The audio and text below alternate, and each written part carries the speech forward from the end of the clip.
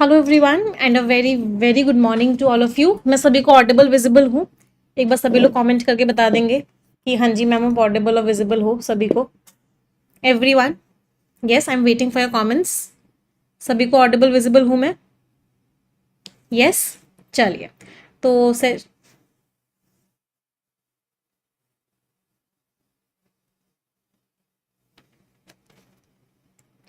हूँ visible Audible? Just one second. Okay,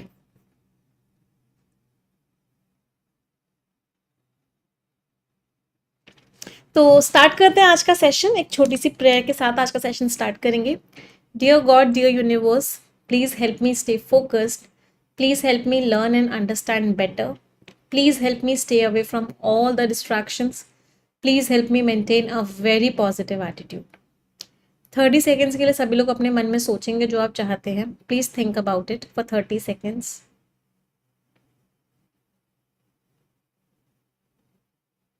Repeat this line with me. Dear God, dear universe, please help each and every one of us get what we want in life. चलिए start करते हैं इसी positive feeling के साथ आज का session. Excited everyone? सभी लोग एक्साइटेड हैं? तो आज के सेशन में बेसिकली हम क्या करने वाले हैं वो मैं आपको सारी चीज़ें बता देती हूँ। कल के सेशन में हम लोगों ने फोकस किया था पैराजम्बल्स के ऊपर, क्लोज टेस्ट के ऊपर और फ्रेज फिलर्स के ऊपर, राइट? आज के सेशन में जो हमारा फोकस होगा वो होगा कॉलम बेस्ड क्वेश्चंस के ऊपर, वर्ड ऑर्डर के ऊपर, वर्ड यूसेज के ऊपर, रीडिंग कॉम्प्रिहेंशन के ऊपर। तो ये 4 पैटर्न्स हम आज के सेशन में करेंगे। बेसिकली मकसद ये है कि एग्जाम से पहले पहले मैं आप लोगों को हर तरह का पैटर्न प्रैक्टिस करवा दूँ, जिससे कि आप एग्जामिनेशन में जाएं तो आपको कुछ भी डिफिकल्ट ना लगे, सब कुछ बहुत ईजी लगे। सो एक्साइटेड सभी लोग? चलिए तो स्टार्ट करते हैं आज का सेशन। सबसे पहले हम कॉलम बेस्ड क्वेश्चंस करेंगे। सबसे पहले कॉलम बेस्ड क्वेश्चंस की एक बार स्ट्रैटेजी समझ लेते हैं, क्या स्ट्रैटेजी होती है। कॉलम बेस्ड क्वेश्चंस हम हमेशा ऑप्शंस की हेल्प से करते हैं। आपको क्या करना है, एक एक करके ऑप्शंस पढ़ने हैं और ऑप्शंस में आपको 3 तरह के चेक लगाने हैं। सबसे पहला कि दोनों को मैच करके ग्रामर ठीक बन रही है या नहीं बन रही।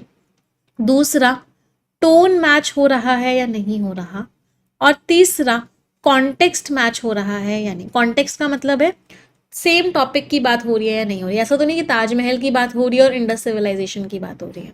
टोन, दोनों तरफ सेम टोन है या नहीं, और अगर अलग अलग टोन है तो बीच में कॉन्ट्रास्ट कैटेगरी का कनेक्टर है या नहीं। तो ये 3 चीजें हम लोग चेक करते हैं। चलिए स्टार्ट करते हैं आज का सेशन सबसे पहले क्वेश्चन के साथ। पहला क्वेश्चन हम लोग साथ में करेंगे, उसके बाद दूसरा तीसरा क्वेश्चन मैं आप लोगों को खुद से करने के लिए दूंगी, ठीक है? सभी को कॉलम बेस्ड क्वेश्चन दिख रहा है? हमेशा ऑप्शंस की हेल्प से करेंगे। तो सबसे पहले सी और ई वाले ऑप्शन को ट्राई करते हैं। Quality education is not only a gateway to individual success. ये ना केवल एक रास्ता है सक्सेस की तरफ, बट ऑल्सो, लेकिन ये साथ ही साथ एक कॉर्नर स्टोन भी है, मतलब मेन चीज भी है, of more important than ever. Corner stone of something आना चाहिए था, नाउन ऑफ नाउन होता है, तो इम्पॉर्टेंट चीज है, बेस है किसी चीज का, तो ऑफ समथिंग आना चाहिए था। Of more important than ever तो नहीं आ सकता। इसका मतलब सी और ई तो एलिमिनेट हो गया। हमने सी पढ़ा है तो एक बार एफ को भी चेक कर लेते हैं। ऑफ मेंटेन्स, ऑफ के साथ प्रेपोजिशन के साथ क्या कभी भी वर्ब अपनी फर्स्ट फॉर्म में एस और एस के साथ आ सकती है? नहीं आ सकती, ग्रामर गलत हो गई। प्रेपोजिशन के साथ सिर्फ टी ओ टू एक एक्सेप्शन है, अगर जब भी वर्ब आएगी तो वो अपनी आईएनजी फॉर्म में आएगी। तो इसका मतलब सी और एफ भी नहीं हो सकता, ये भी एलिमिनेट हो गया। चलो अब इन दोनों को चेक करते हैं। सबसे पहले ए और एफ को चेक करते हैं। कोशिशें की जा रही हैं, जो एफर्ट्स हैं टू प्रोटेक्ट, बचाने के लिए। एंडेंजर्ड मीन्स जो खतरे में है, तो जो जानवर खतरे में है उनको बचाने की जो प्रोटेक्ट एफर्ट्स हैं, और उनके नेचुरल हैबिटेट्स, हैबिटेट्स मीन्स घर, उनके घरों को बचाने की जो कोशिशें हैं, ये क्रूशियल है। क्रूशियल मीन्स इंपॉर्टेंट है फॉर, किसके लिए इंपॉर्टेंट है? Crucial for maintains the delicate balance, crucial for maintains, अभी हमने पढ़ा प्रेपोजिशन के साथ हमेशा क्या आती है, वर्ब अगर आती है तो अपनी आईएनजी फॉर्म में आती है। तो अगर यहाँ पे मेंटेन्स की जगह मेंटेनिंग होता तो ए और एफ आंसर हो जाता।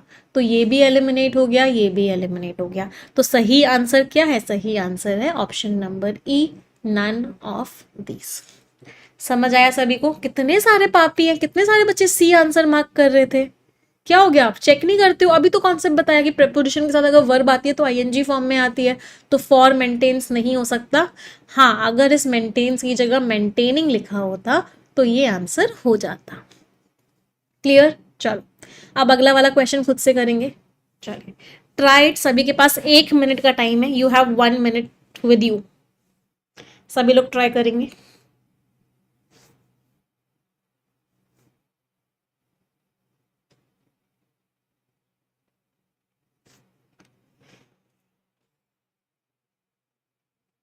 सब सी बोल रहे थे, मैंने भी आप लोगों के कमेंट्स पढ़े थे।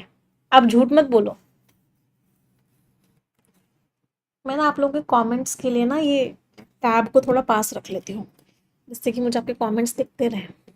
चलो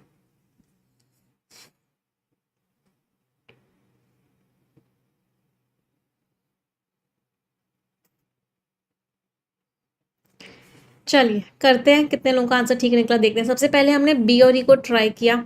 द क्वेस्ट, क्वेस्ट का मतलब क्या है, जो सर्च है, जो चाहत है अंदर से एक्सप्लोर करने की, ढूंढ पता लगाने की, समझने की। कॉस्मोस, कॉस्मोस का मीनिंग क्या है, जो यूनिवर्स है पूरा का पूरा।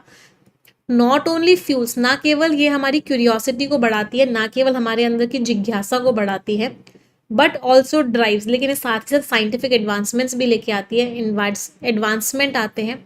इंस्पायरिंग अस टू, ये हमें इंस्पायर करती है कि हम स्टार्स तक पहुँचें और इस यूनिवर्स की मिस्ट्रीज को, इस यूनिवर्स के रहस्यों को जानें।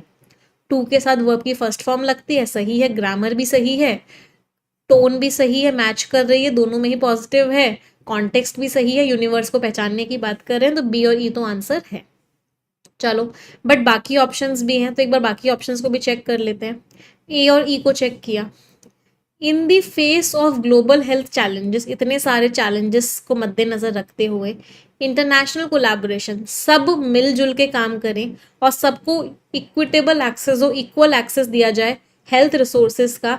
ये क्या बन चुका है, have become reach. Have become reach, क्या दो वर्ब की फर्स्ट फॉर्म साथ में आ सकती है, नहीं आ सकती हैं, ए और ई तो चला गया।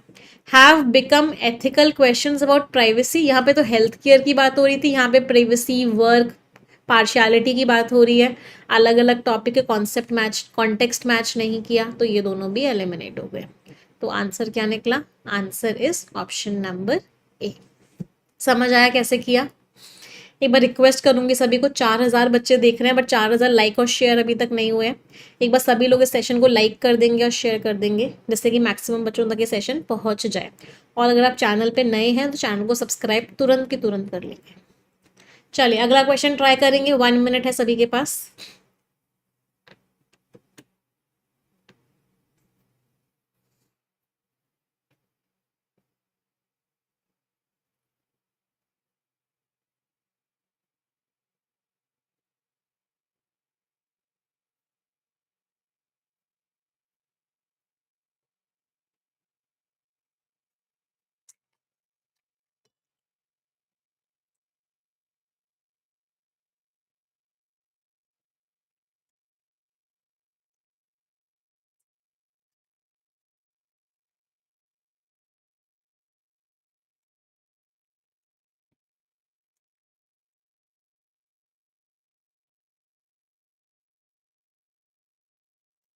चलिए देखते हैं कितने लोगों का आंसर इस क्वेश्चन का ठीक निकला। सबसे पहले हमने बी और ई को ट्राई किया। दी वाइड स्प्रेड अडॉप्शन, हद से ज़्यादा जो अपनाया जा रहा है रिन्यूएबल एनर्जी सोर्सेज को, जैसे कि सोलर एनर्जी को, विंड एनर्जी को, जो हद से ज़्यादा अपनाया जा रहा है, ये ना केवल एक इम्पॉर्टेंट कदम है किस चीज़ को कम करने में, कार्बन एमिशंस को कम करने में, पॉल्यूशन को कम करने में, बल्कि ये एक रास्ता भी है जिससे कि हमारा जो फ्यूचर है वो बहुत क्लीन होगा और सस्टेनेबल होगा। सस्टेनेबल मीन्स चलता रहेगा। चलो मैच कर गया, ए बी और ई मैच कर गया, तो इन दोनों को भी चेक कर लेते हैं। ए और डी को चेक किया। आर्टिफिशियल इंटेलिजेंस जो रिवोल्यूशनाइज कर रही है, बदलाव ला रही है हेल्थ केयर में, बाय इन्हांसिंग, किस चीज़ को बढ़ा के, डायग्नोस्टिक एक्यूरेसी, मतलब हम टेस्टिंग बहुत अच्छे से कर पा रहे हैं, पेशेंट का रिजल्ट बहुत अच्छा आ रहा है, और साथ ही साथ हम पेशेंट को उसके पर्सनलाइज्ड ट्रीटमेंट प्लान भी दे पा रहे हैं, उसके हिसाब से उसका ट्रीटमेंट हो रहा है, जिसकी वजह से शुरू हो रहा है, अशर मीन्स स्टार्ट हो रहा है एक नया एरा, एक नया समय आ रहा है मेडिकल इनोवेशन का। बिल्कुल मैच हो गया जी। सी और एफ को भी ट्राई कर लेते हैं। As the effects of climate change, जैसे जैसे क्लाइमेट चेंज के जो इफेक्ट हैं become increasingly evident, evident means clear, ये बिल्कुल क्लियर होते जा रहे हैं, तो तुरंत की तुरंत ग्लोबल एक्शन ज़रूरी है जिससे कि हम उसके इम्पैक्ट्स को कम कर सकें। फिर इसके आगे क्या है, सी के आगे एफ, जिससे कि हम ग्रीन हाउस गैस एमिशंस को कम कर सकें और हम ट्रांजिशन कर जाएं, बदलाव ले आएं और एक बहुत ही सस्टेनेबल और एक स्ट्रॉन्ग फ्यूचर की तरफ बढ़ सकें। रेजिलियंट मीन्स स्ट्रॉन्ग, बिल्कुल टू के साथ वर्ब की फर्स्ट फॉर्म लग रही है, ये भी वर्ब की फर्स्ट फॉर्म है, ये भी वर्ब की फर्स्ट फॉर्म है, ये भी वर्ब की फर्स्ट फॉर्म है, बिल्कुल ग्रामर सही हो गई तीनों की, तो आंसर इज बी। समझ में आ रहा है एग्जाम में कॉलम बेस्ड क्वेश्चंस आएंगे कैसे करोगे सभी को। चलो अगला क्वेश्चन आंसर देंगे।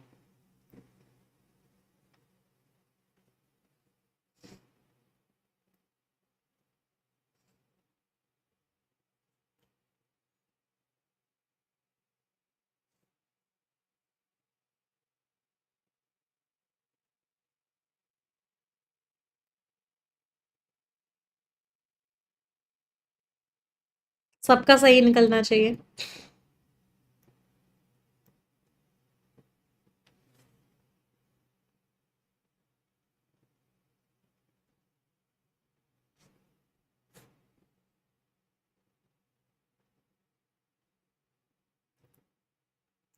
चलिए ट्राई करते हैं। सबसे पहले बीई को ट्राई किया। In an increasingly interconnected world, एक ऐसी दुनिया में जो बहुत तेजी से इंटरकनेक्ट हो रही है, आपस में सब कनेक्ट हो रहे हैं। रोबस्ट मीन्स स्ट्रॉन्ग, बहुत स्ट्रॉन्ग साइबर सिक्योरिटी मेजर्स, मतलब बहुत कदम रख उठाना सिक्योरिटी के लिए ज़रूरी है, जिससे कि हम क्या कर सकें, टू मेंटेनिंग, जिससे कि हम मेंटेन कर सकें। टू डू वॉट, टू के साथ एक्शन की बात हो रही है, तो टू के साथ वर्ब की फर्स्ट फॉर्म आएगी, टू के साथ वर्ब की फर्स्ट फॉर्म आएगी, तो टू मेंटेनिंग तो नहीं हो सकता, ये दोनों ऑप्शंस एलिमिनेट हो गए। बी डी को ट्राई कर लेते हैं। टू प्रोटेक्ट, सिक्योरिटी मेजर्स उठाने पड़ेंगे जिससे कि हम इंफॉर्मेशन को प्रोटेक्ट कर सकें, अपने इंफ्रास्ट्रक्चर को बचा सकें और प्राइवेसी को बचा सकें इन सारे खतरों से। कॉन्टेक्स्ट भी मैच हो गया, ग्रामर भी सही है। ए और एफ को ट्राई करते हैं। स्पेस एक्सप्लोरेशन, स्पेस में जब हम जाते हैं तो ये ना केवल हमारी अंडरस्टैंडिंग को अच्छा करता है बल्कि हमें बहुत सारी अपॉर्चुनिटीज़ भी देता है, जिससे कि डिस्कवरी हो सकती है, इनोवेशन हो सकता है, और ह्यूमैनिटी का जो फ्यूचर है अर्थ के बाहर भी, उसके अंदर भी पावर आ सकती है। बिल्कुल मैच हो गया ए और एफ भी, तो आंसर इज सी। कॉन्फिडेंस आ रहा है इस पैटर्न में अब। चलिए लास्ट क्वेश्चन इस पैटर्न का, फिर इसके एक मेंस लेवल पर आएंगे। अभी प्री लेवल का आखिरी क्वेश्चन है कॉलम बेस्ड का, फिर कॉलम बेस्ड के ही मेंस पे आएंगे।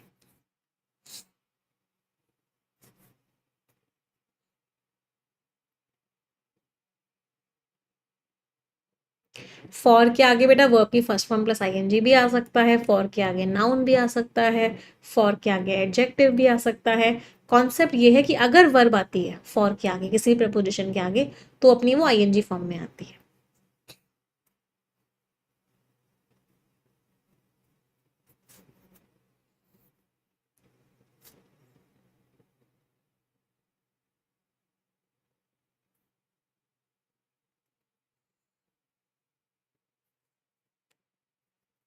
चलिए देखते हैं कितने लोगों का ठीक निकला। सबसे पहले ए और ई को ट्राई किया। एज द वर्ल्ड फेसेस, जैसे जैसे दुनिया सामना कर रही है, अर्जेंट नीड का मतलब बहुत ज़्यादा ज़रूरत हो चुकी है क्लाइमेट चेंज को एड्रेस करने की, उसकी प्रॉब्लम को सॉल्व करने की। जो सबसे ज़्यादा अडॉप्ट किया जा रहा है विंड एनर्जी, सोलर एनर्जी, और जो हाइड्रो पावर को अडॉप्ट किया जा रहा है, wind, solar and hydro power, इनका जो अडॉप्शन है ये बहुत इंपॉर्टेंट हो गया है एक अच्छे फ्यूचर के लिए। बिल्कुल मैच कर गया। एक बार ए डी ए एफ को भी देख लेते हैं मैच कर रहा है नहीं कर रहा है। एंड इक्विप, ये नाउन है, ये भी नाउन है, तो नाउन नाउन एंड के आगे भी नाउन आना चाहिए था। पैरलिज्म क्या कहता है, अगर ये नाउन है, ये नाउन है, एंड लिखा हुआ है, तो इसके आगे भी नाउन ही आना चाहिए। तो यहाँ पे ऑल्सो प्रमोट वर्ब नहीं आ सकता। इक्विप लर्नर्स, इक्विप भी क्या है, वर्ब नहीं आ सकता। तो ए डी और ए एफ तो वैसे ही एलिमिनेट हो गए। अब सी एफ को ट्राई कर लेते हैं। जो इंटीग्रेशन हो रहा है, जो हम मिला रहे हैं आर्टिफिशियल इंटेलिजेंस को एजुकेशन में एआई जो डाला जा रहा है, इसके अंदर वो क्षमता है, वो पावर है कि लर्निंग एक्सपीरियंस को लर्नर के हिसाब से दे सकता है, स्टूडेंट एंगेजमेंट बढ़ा सकता है और लर्नर्स को इक्विप कर सकता है उन स्किल्स के साथ, मतलब लर्नर्स को वो स्किल्स दे सकता है जो स्किल्स उनको ज़रूरत है इस डिजिटल वर्ल्ड में। बिल्कुल मैच हो गया। Answer is a. क्लियर सभी को? अच्छा, कुछ बच्चों का डाउट है कि मैम यहाँ पे इज क्यों लगा हुआ है, क्या ये बात समझ में आ रही थी सभी को? ये प्रेपोजिशन से स्टार्ट हो रहा था, तो इसका मतलब क्या है, यहां से लेकर यहां तक एडिशनल इंफॉर्मेशन थी। प्रेपोजिशन से स्टार्ट हो रहा था तो यहां तक क्या थी, एडिशनल इंफॉर्मेशन थी। तो इस का सब्जेक्ट कौन था, इसका सब्जेक्ट था एडॉप्शन। एडॉप्शन क्या है, अनकाउंटेबल नाउन है, इसलिए हमने यहाँ पे कैसी वर्ब यूज करी, इसलिए हमने यहाँ पे सिंगुलर वर्ब का इस्तेमाल किया। एडिटोरियल में क्यों पढ़ाती हूँ कि इस वर्ब का सब्जेक्ट ढूंढ के बताओ मुझे, इसी तरह के क्वेश्चंस के लिए, क्योंकि मैक्सिमम गलतियां वही करते हो, क्योंकि आप लोगों की तो आदत है कि जो पास है वही मेरा अपना है। आपको लगता है जो पास है वही मेरा अपना है, तो आपको लगता है इसका सब्जेक्ट इस सोर्सेज होना चाहिए। सोर्सेज नहीं है, दूरियां हैं लेकिन रिश्ता है, अडॉप्शन के साथ रिश्ता है, सोर्सेज के साथ रिश्ता नहीं है इस वर्ब का।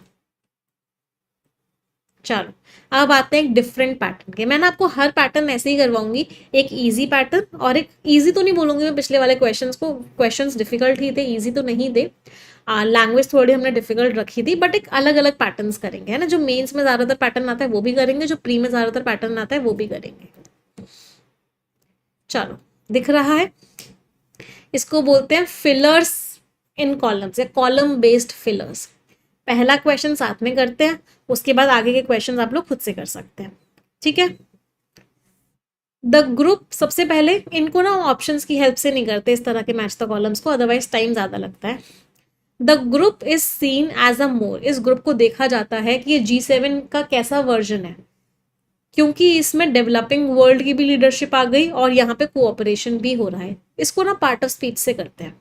देखो, ये जो वर्जन है ये क्या है, नाउन है, लास्ट में ION लग रहा है, नाउन है। नाउन के बारे में जो वर्ड बताता है वो एडजेक्टिव होता है, एडजेक्टिव होता है।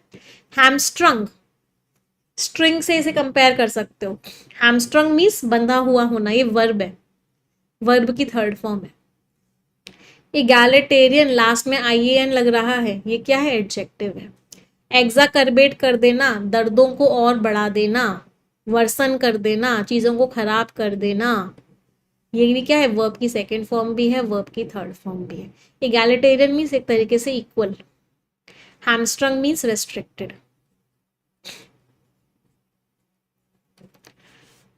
तो इस ग्रुप को एक इगैलिटेरियन वर्जन की तरह देखा जाता है।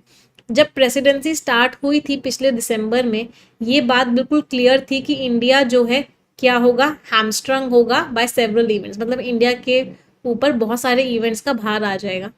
जो इकोनॉमिक हेडविंड्स हैं जो और खराब हो गई, मतलब वैसे ही प्रॉब्लम्स चल रही थी, कोविड ने आके प्रॉब्लम और बढ़ा दी।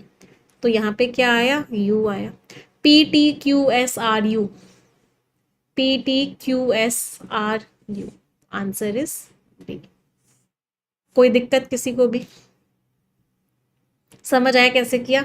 वोकैबुलरी भी हेल्प करेगी और पार्ट ऑफ स्पीच भी हेल्प करेगा, कहीं कहीं टोन भी हेल्प करेगी, और साथ में एलिमिनेशन, ऑप्शंस का एलिमिनेशन भी हेल्प करेगा। चलो, अगला क्वेश्चन खुद से करेंगे, ट्राई कीजिए सभी लोग।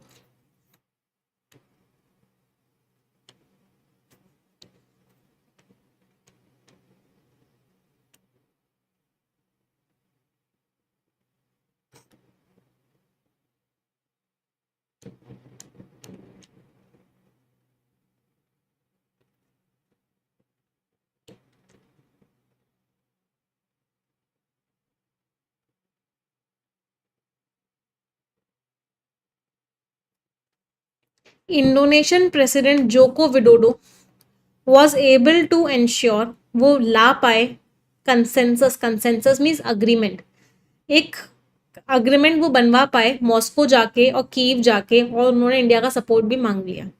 कैसा अग्रीमेंट ला पाए? वेलिएंट का मीनिंग होता है बहादुर, स्ट्रॉन्ग। डिस्टिंक्ट का मीनिंग होता है अलग, डिफरेंट। टीन्यूअस का मीनिंग होता है कमजोर, वीक।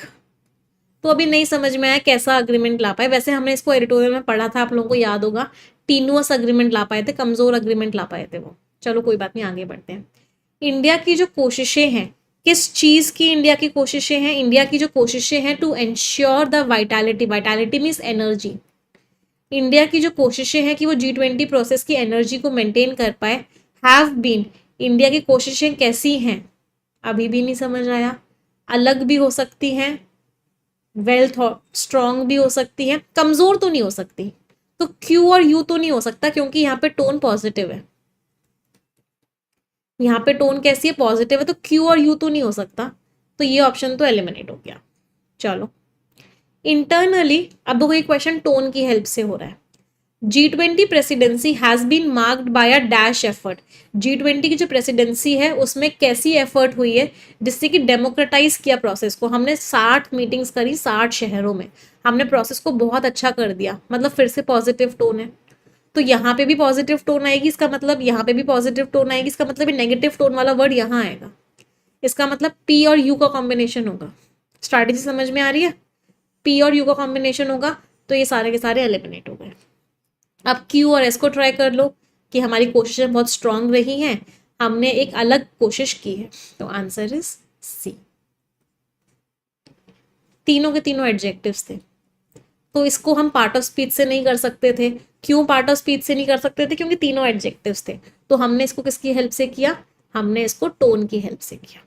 तो इसीलिए मैंने आपको लास्ट क्वेश्चन में बोला था, टोन भी हेल्प करेगा, पार्ट ऑफ स्पीच भी हेल्प करेगा, और वोकैबुलरी भी हेल्प करेगा। समझ आ रहा है सभी को? चलो, अगला क्वेश्चन अब आप खुद से ट्राई करेंगे। Try it everyone.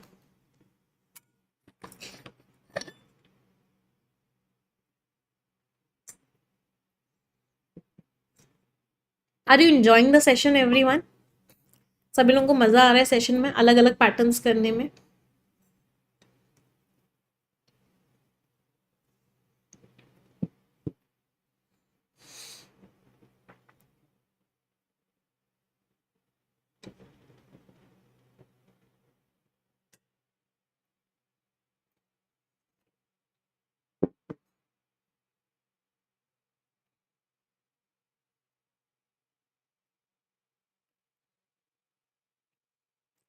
चलिए देखते हैं क्या आंसर होगा इस क्वेश्चन का, कोशिश करते हैं। पहले पार्ट्स ऑफ स्पीच देख लेते हैं। स्टिफल वर्ब है, इसका मीनिंग क्या होता है? किसी चीज का गला घोट देना, किसी चीज को रोक देना, stop from progressing. Unrelenting adjective है, इसका मीनिंग है जो ना रुके, जो रुकने का नाम न ले, उसको क्या बोलते हैं? Unrelenting, not giving up easily. Untenable, last में ABLE लग रहा है, ये भी एडजेक्टिव है। इसका मतलब क्या है? वो चीज जो जस्टिफाइबल ना हो, जिसको हम जस्टिफाई ही ना कर सके। चलो, despite this disproportionate use of violence, इतना ज्यादा वायलेंस के इस्तेमाल के बाद ये जो रजीम है, ये जो सरकार है, ये डिसेंट को रोक नहीं पा रहे। लोगों के ना लोग जो इससे अग्री नहीं कर रहे हैं, इस चीज को रोक नहीं पा रही। टू के साथ वर्ब की फर्स्ट फॉर्म आएगी, तो पी और एस तो होगा ही होगा। ये सारे ऑप्शन तो वैसे ही एलिमिनेट हो गए। चलो क्यूटी को चेक कर लेते हैं। अगस्त में मिलिट्री ने कंडेमनेशन ड्रॉ किया। Condemnation means UN security council ने मिलिट्री की बहुत बुराई करी। मिलिट्री की बहुत बुराई क्यों करी? क्योंकि वो ना रुकने वाला वायलेंस कर रही थी, बिना रुके हुए वायलेंस किए जा रही थी, किए जा रही थी, किए जा रही थी। तो उसकी वजह से UN सिक्योरिटी काउंसिल ने मिलिट्री की बहुत बुराई करी। क्यू और टी, आर और डी को भी ट्राई करते हैं। अब एशियन के कदम के साथ ये बात बिल्कुल एविडेंट है। एविडेंट मीन्स क्लियर है कि ये जो रेजीम है, ये जो गवर्नमेंट है, अभी अकेली हो गई है, और जो डोमेस्टिक सिचुएशन है वो कैसी है? अनटेनेबल है। मतलब समझ ही नहीं आ रहा कि आगे क्या होगा। बिल्कुल, तो answer is what? Answer is option number A. Clear सभी को? चलो, मुझे पता है आप लोग पोल बहुत ज़्यादा मिस कर रहे हो, आप लोग लीडर बोर्ड मिस कर रहे हो, आप लोग टाइमर मिस कर रहे हो। I know it very well students. इसीलिए पूरी कोशिश यही चल रही है कि जल्द से जल्द आपको वही वाली फीलिंग वापस आ जाए, आप सबको पोल मिल जाए, आप सबको लीडर बोर्ड मिल जाए, आप सबको टाइमर मिल जाए, आप लोगों को रेज़ा हैंड मिल जाए, सारी चीज़ें मिल जाए। पूरी कोशिश चल रही है, बस थोड़ा सा और सब्र कर लो। 2-3 दिन की बात और रह गई है, बस थोड़ा सा पेशेंस दिखा लो। आप लोगों के सपोर्ट की बहुत ज़रूरत है इस समय, एंड आई नो आप लोग बहुत दिन से सपोर्ट कर रहे हो, and I am very very thankful and grateful to all of you. अब बस 2-3 दिन की बात और चल रही है, poll, leader board, raise a hand, सब कुछ मिलेगा परफेक्शन की क्लास में। चलिए नेक्स्ट क्वेश्चन।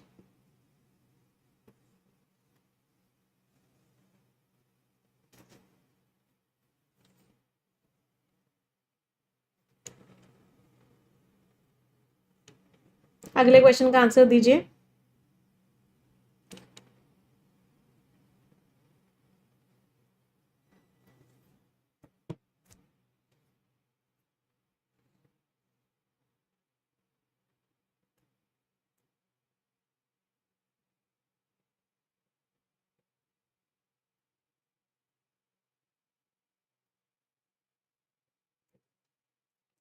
चलिए पहले देख लेते हैं एक्सपेंस। एक्सपेंस क्या है? नाउन है। इसका मीनिंग क्या होता है? एक बहुत बड़ा एरिया।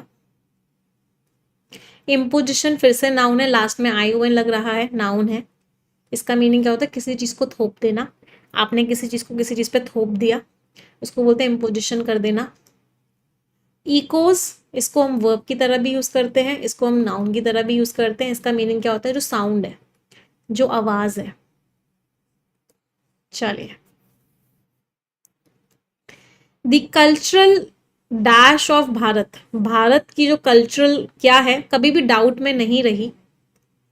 और जो करंट हाइप बना है, जो एक तरीके से लोग इतना ज़्यादा डिस्कशन कर रहे हैं, ये कैंपेन है कि इंडिया का इस्तेमाल बंद कर दो। ऐसा लग रहा है कि दोनों साथ में रह नहीं सकते। तो आवाज़ों की बात हो रही है कि इंडिया को मत बोलो, भारत को बोलो।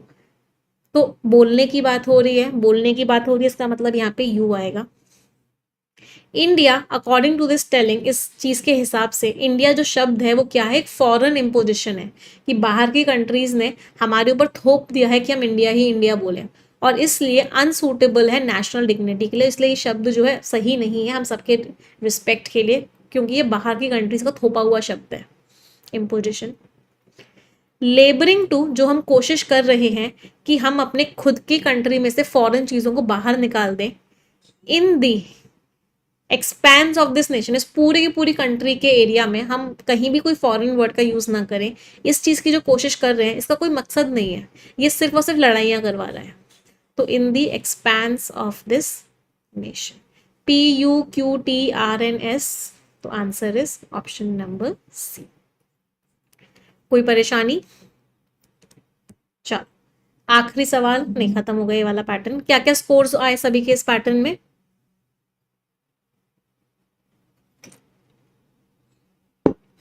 Scores everyone. आ जाते हैं नेक्स्ट पैटर्न पे, और अगला पैटर्न है वर्ड ऑर्डर। तैयार? वर्ड ऑर्डर के क्वेश्चन अगर एग्जाम में आ जाए तो मैं हमेशा बोलती हूँ, हमेशा फ्री वाले मार्क्स होते हैं ये, क्योंकि इनमें बहुत ज़्यादा दिमाग नहीं लगाना पड़ता। अगर आप एडिटोरियल रीडिंग भी करते हो रेगुलरली, तो आप वर्ड ऑर्डर के क्वेश्चन बहुत आसानी से कर लोगे। चलिए, first question.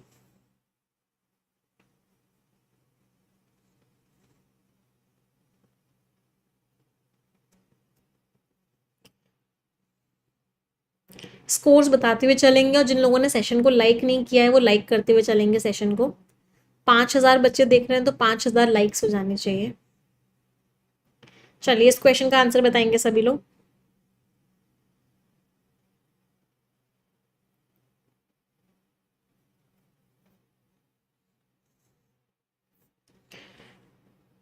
The ordinance seeks to clarify, अभी तो सही लग रहा है। अच्छा, क्लैरिफाई है, पॉजिटिव टोन का वर्ड है, तो यहाँ पे एंड लिखा हुआ है, तो यहाँ पे भी एक पॉजिटिव टोन का ही शब्द आएगा।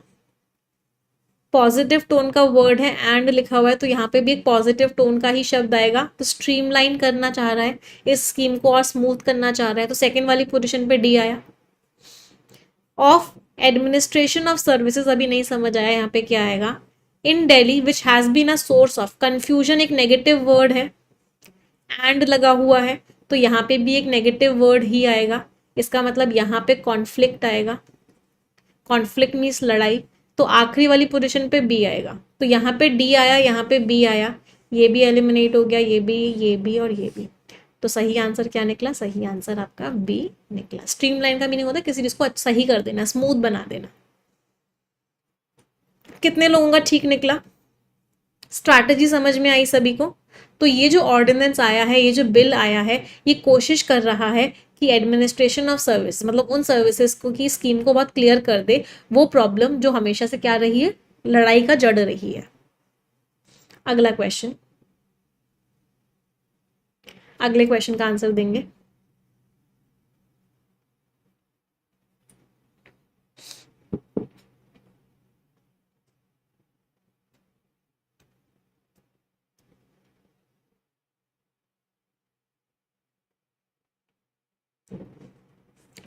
जो वाटर शॉर्टेज हुआ इतने लंबे टाइम से, जो मिसमैनेजमेंट चल रहा था उससे, अभी तो सही लग रहा है, इसकी वजह से लोगों के पास बहुत श्रिंकिंग मीन्स कम होते हुए, ना के बराबर ऑप्शंस रह गए हैं।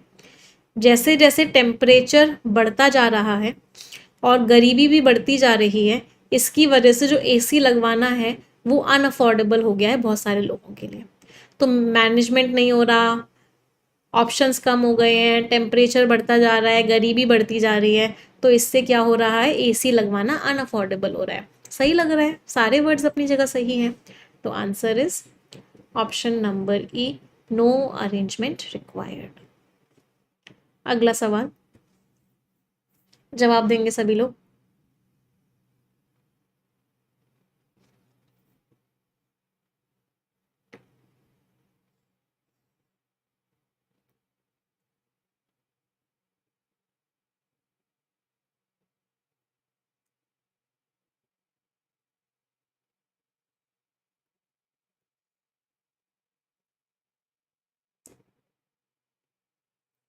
सम मेजर्स, कुछ जो कदम हैं जिसको हमने विजन डॉक्यूमेंट में इंक्लूड किया है, अभी तो ये सही लग रहा है। फॉर दिस एक्सेप्टेंस, कुछ तो घोटाला लग रहा है, जैसे कि एक अग्रीमेंट ऑन दी, कि यूपीआई सिस्टम को सब क्या कर लें, एक्सपेक्टेड ऑन दी के आगे नाउन आएगा, तो ऑन दी एक्सेप्टेंस, कि लोग इंडिया के यूपीआई सिस्टम को अपना लें। ये जो मेजर्स हैं ये क्या है, आर के साथ वर्ब की थर्ड फॉर्म आएगी, वर्ब की थर्ड फॉर्म तो एक्सपेक्टेड थी, तो यहाँ पे सी आएगा। स्टार्टिंग के दोनों नहीं समझ में आए थे, लास्ट के दोनों समझ में आए कि यहाँ पे बी और सी आएगा, तो ये भी एलिमिनेट हो गया, ये भी एलिमिनेट हो गया, ये भी एलिमिनेट हो गया और ये भी एलिमिनेट हो गया, सारे के सारे एलिमिनेट हो गए। तो कुछ मेजर्स जो विजन डॉक्यूमेंट में लिखे हुए थे इस पार्टनरशिप के, जैसे कि एक अग्रीमेंट था कि लोग यूपीआई सिस्टम को अपना लें इंडिया के, ये सारे के सारे हम एक्सपेक्ट कर रहे हैं कि ये कुछ महीनों में आ जाएंगे। Answer was a. क्लियर सभी को? चलिए अब आ जाते हैं इसी वर्ड ऑर्डर के थोड़े से मेंस के लेवल पे। अभी हमने प्री लेवल किया है, स्कोर बता दो प्री लेवल में वर्ड ऑर्डर का। Now let's come to the mains level. अब मेंस लेवल में क्या हो जाता है, मेंस लेवल में 6 शब्द हो जाते हैं। अभी तक 3 शब्द थे, प्री में आपके 3 वर्ड्स आएंगे या 4 वर्ड्स आएंगे, मेंस का जब एग्जाम आएगा तो उसमें 6 वर्ड्स या 7 वर्ड्स आएंगे। दिख रहे हैं सभी को? चलो पहला क्वेश्चन हम साथ में करते हैं, उसके बाद अगला क्वेश्चन मैं आप लोगों को खुद से करने के लिए दूंगी, ट्राई करें। चलो, Ali Bongo Ondimba who was sworn as president, sworn के साथ इन आता है, जब भी सोन लिखा होगा ना, सोन के साथ क्या आएगा, इन आएगा। जिन्होंने शपथ ली थी, ये सेकंड फॉर्म होती है स्वेर इन की, तो हमेशा याद रखना जब भी ये सोन वर्ड होगा इसके आगे इन आएगा। तो इन यहाँ पे भी नहीं है, यहाँ पे भी नहीं है, यहाँ पे भी नहीं है, इन यहाँ पर है।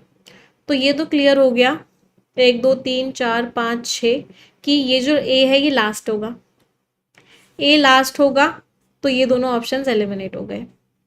चलो आगे देखते हैं इनको। कूप में, कूप का मीनिंग क्या होता है, कूप का मीनिंग होता है सरकार का तख्ता पलट कर देना, सरकार को हटा देना। तो अगर सरकार को हटाया गया है तो इसका मतलब क्या है, क्या किया गया होगा, बाहर निकाला होगा प्रेसिडेंट को, प्रेसिडेंट को बाहर निकाला गया होगा। तो यहाँ पे हमें लग रहा है यहाँ पे कौन सा वर्ड आ सकता है, आउस्टेड वर्ड आ सकता है और डिपोज्ड वर्ड आ सकता है। डिपोज का मतलब भी क्या होता है, पोजीशन से हटा देना। तो या तो सी आएगा या फिर डी आएगा। एफ एंडेड एज प्रेसिडेंट, इसको एंड कर दिया गया प्रेसिडेंट की तरह, कोई सेंस नहीं है, तो ये ऑप्शन भी एलिमिनेट हो गया। चलो बाकियों को देखते हैं। एक क्या हुआ, कूप हुआ, कूप मीन्स एक ओवरथ्रो हुआ, जिसने उनकी फैमिली की ग्रिप को, जो उनकी फैमिली के पास इतनी ज्यादा ग्रिप थी, इतनी ज्यादा पावर थी, उस पावर को क्या कर दिया, उस पावर को खत्म कर दिया। तो अभी यहाँ पे ऐसा लग रहा है कि एफ आएगा। तो अभी क्या फीलिंग आ रही है, अभी ये फीलिंग आ रही है कि यहाँ पे क्या आएगा, एफ आएगा, कि उनकी जो पावर थी वो खत्म हो गई, एंडेड। एक बार आगे भी देख लेते हैं। इज नो लॉन्गर, अब ये जो है, अब ये क्या नहीं कर सकते, इज नो लॉन्गर, अब इनके पास क्या नहीं है, अब इनको सब्जेक्ट टू, सब्जेक्ट टू का मतलब क्या है, अब इनके साथ ये चीज़ नहीं हो रही। सब्जेक्ट टू एक फ्रेज होता है, मतलब अब उनको ये चीज़ नहीं झेलनी पड़ रही। तो is no longer subject to, इसका मतलब यहाँ पे ई आया। तो डी एफ ई, ये ऑप्शन भी एलिमिनेट हो गया। एक बार आगे वाले भी चेक कर लेते हैं। ये जो अनाउंसमेंट हुआ ये 2 दिन बाद आया, जब इन्होंने, जिन्होंने ये कूप किया था, गवर्नमेंट को ओवरथ्रो किया था, जो कि कजिन थे, किसके कजिन थे, of the C ousted leader, जिनको बाहर निकाला गया है, ये उनके कजिन थे और हेड थे एलीट रिपब्लिकन गार्ड के। दैट वॉज, जिसको काम दिया गया था। यहाँ पे भी एक हिंट थी, टास्क्ड विद, मतलब बेसिकली ये जो क्वेश्चन था ना बेटा, फ्रेजल वर्ब का क्वेश्चन था। अगर आपको एडिटोरियल पढ़ने की हैबिट है तो आपको ये पता होगा, टास्क्ड विद होता है, स्वेर इन होता है, सब्जेक्ट टू होता है। तो ये 3 अलग अलग तरह की फ्रेजल वर्ब्स थी। अगर ये तीनों फ्रेजल वर्ब्स हमें पता होती तो हम इस क्वेश्चन को सिर्फ प्रेपोजिशन की हेल्प से ही कर सकते थे। तो answer is what, task with means किसको कोई काम देना, स्वेर इन मीन्स शपथ लेना, सब्जेक्ट टू मीन्स कोई चीज को झेलना पड़ना, elite means high class, outrage means गुस्सा। चलो अगला क्वेश्चन अब ट्राई करेंगे। मेन से इतना इजी नहीं है, बहुत ध्यान से पढ़ के आंसर दीजिएगा। 1 मिनट का टाइम है सभी के पास।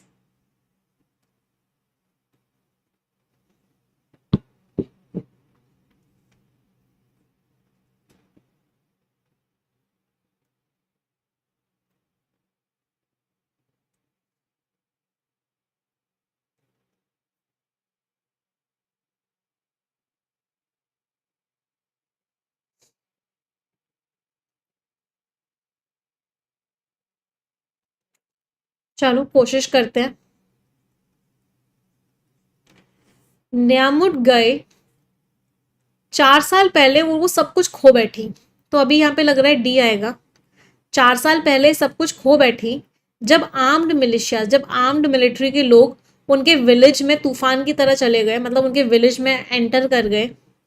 उनका विलेज जो कि एक लैंड लॉक्ड अफ्रीकन कंट्री है, मतलब एक अफ्रीकन कंट्री जिसके चारों तरफ लैंड है, जो बहुत परेशान है, जो बहुत ज़्यादा नेगेटिव लाइट, बहुत ज़्यादा कह सकते हैं दुख में है। किसकी वजह से, क्योंकि वहाँ लड़ाई चल रही है, खाने को नहीं है और फ्लड्स आ रखे हैं। तो यहाँ पे क्या आएगा, टॉर्मेंटेड।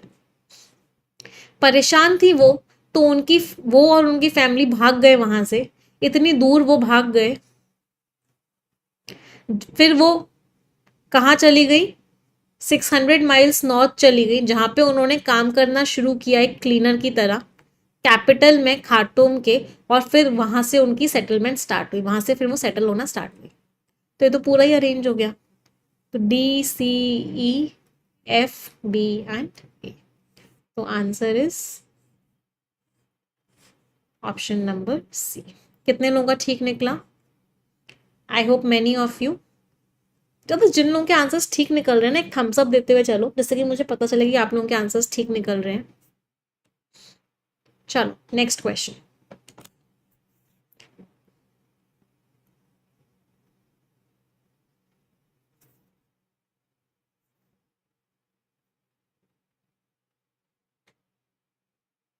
मैम वर्कड से भी इजी हो गया था। वेरी गुड, वहां से किया तो बहुत इजी हो गया था, राइट। आंसर करेंगे सभी लोग इस क्वेश्चन का।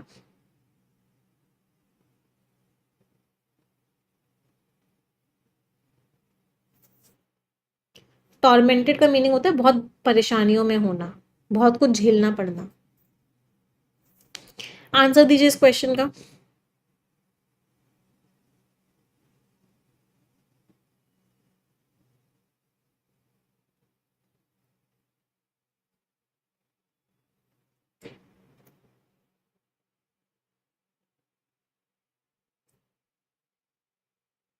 सबके सही निकलने चाहिए, आखिरी दो क्वेश्चन है इस पैटर्न के।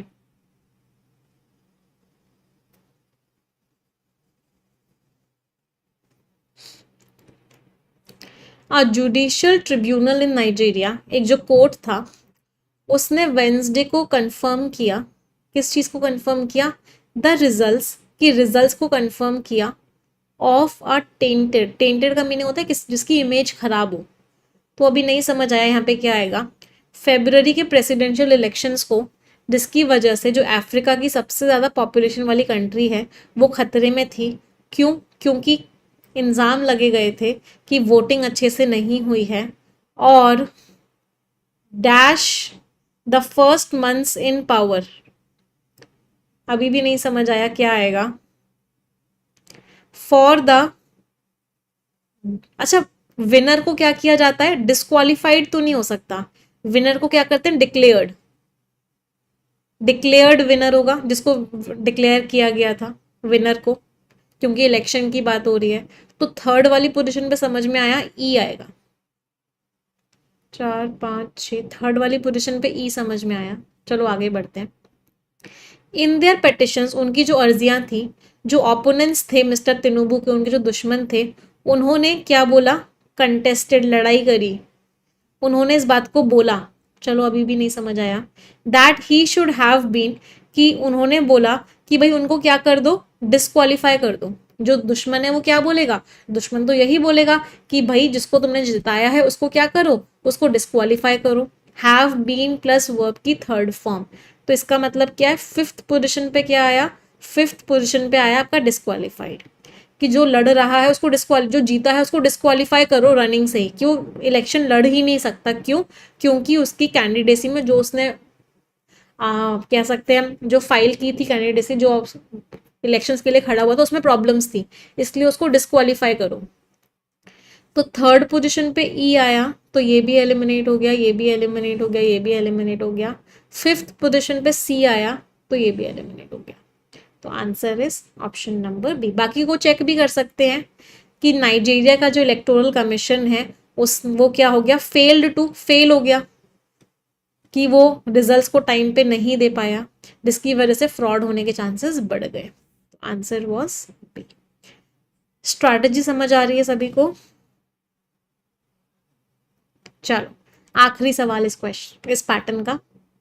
ऑल द बेस्ट एवरीवन, सबका सही निकलना चाहिए। Last question of this pattern, इसके बाद रीडिंग कॉम्प्रीहेंशन करेंगे हम।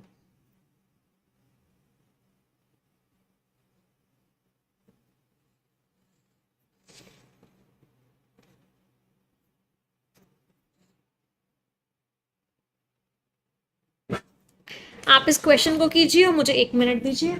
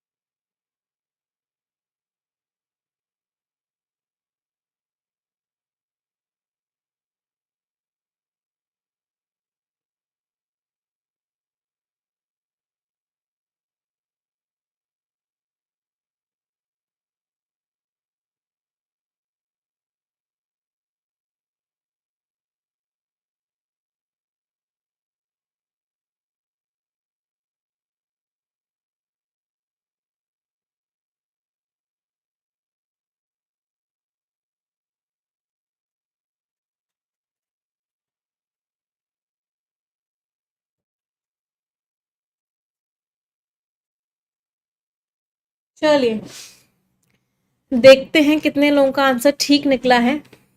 आखिरी सवाल था, मैं एक्सपेक्ट कर रही हूँ सबका आंसर ठीक होना चाहिए।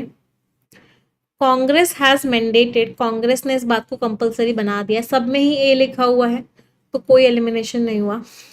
That the United states, US जो है उसको रिड्यूस करना चाहिए। अभी नहीं समझ आया क्या आएगा। ऑल इकोनॉमिक एंड मिलिट्री, जितनी भी इकोनॉमिक और मिलिट्री लेवरेज, अभी भी नहीं समझ में आया। टू एनी गवर्नमेंट, किसी भी सरकार को, जो सरकार आई गई है, लाई गई है बाय मिलिट्री कूप, एक मिलिट्री कूप के थ्रू। मिलिट्री कूप मीन्स कि मिलिट्री ने आके सरकार को हटा दिया और एक नई सरकार को ला दिया, जब तक डेमोक्रेसी उस कंट्री में वापस नहीं आ जाती। अभी नहीं समझ आया। But US officials worry, US officials को चिंता है कि इससे क्या होगा। इट कुड ऑल्सो एग्जाकर्बेट, बढ़ा देगा अमेरिकाज एड, नहीं अमेरिका की एड को बढ़ाएगा कैसे। अगर हेल्प करने का मना किया जा रहा है तो अमेरिका की हेल्प को बढ़ाएगा कैसे, तो ये तो गलत है। तो ई तो आंसर नहीं हो सकता क्योंकि ये दोनों वर्ड्स अपनी जगह गलत है। ओवर नाइगर्स फ्यूचर, इसके फ्यूचर को लेके। जियोपर्डाइज, ये खतरे में डाल देगा मिलिट्री ऑपरेशंस को जो मिलिटेंट्स के खिलाफ हैं रीजन में। Invite Russian influence, Russian influence को क्या करेगा, बुलाएगा। एंड हॉल्ट ह्यूमैनिटेरियन सफरिंग, और जो लोग सफ़र कर रहे हैं, नेगेटिव टोन है, नेगेटिव टोन है, मिलिट्री ऑपरेशंस को खतरे में डालेगा, रशिया पावरफुल हो जाएगा, ह्यूमैनिटेरियन सफरिंग, लोगों के दर्द क्या हो जाएंगे, लोगों के दर्द रुकेंगे नहीं, लोगों के दर्द बढ़ जाएंगे।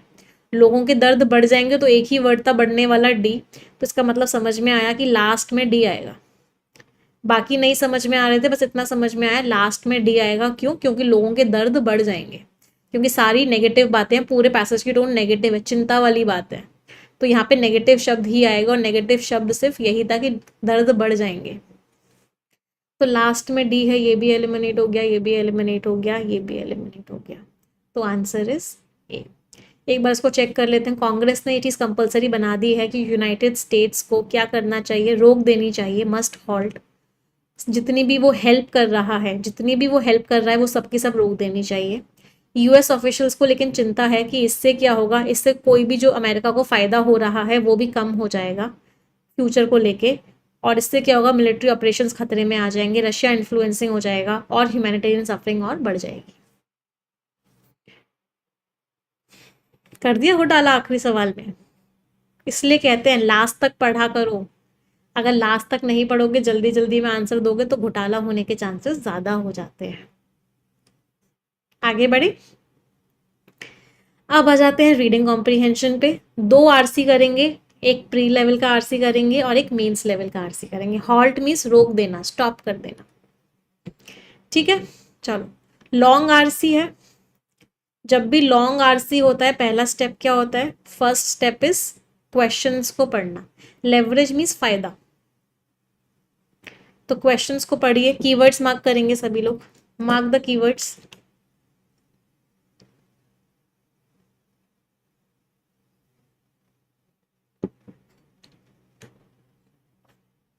एक सॉन्ग था ना, रुक रुक रुक अरे बाबा रुक, तो हॉल्ट हॉल्ट हॉल्ट, अरे बाबा हॉल्ट।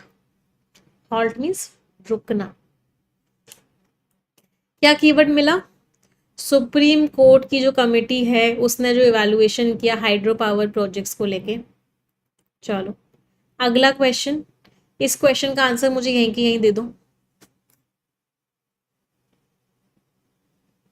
अगर दे सकते हो तो, नहीं तो जब पैसेज पढ़ोगे तो क्लियर हो जाएगा।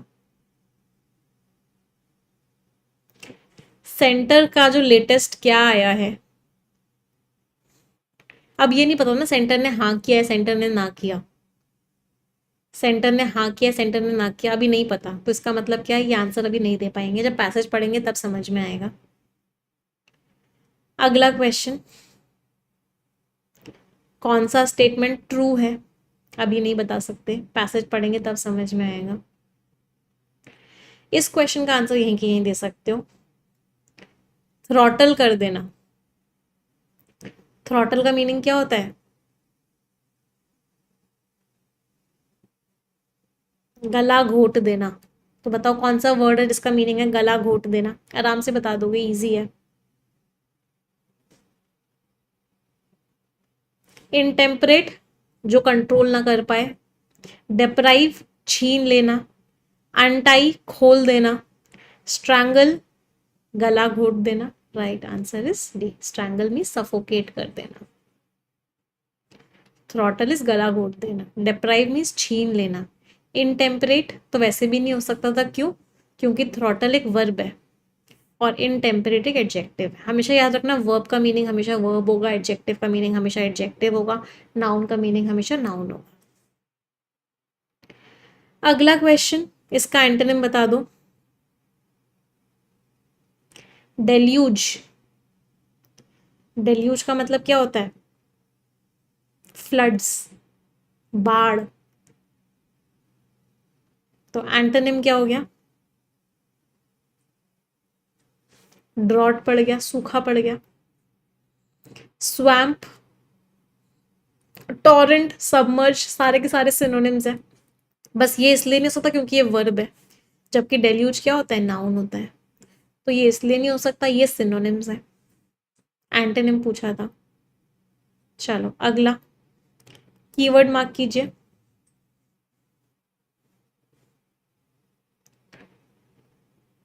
पैसिव सजेशन क्या दे रहा है?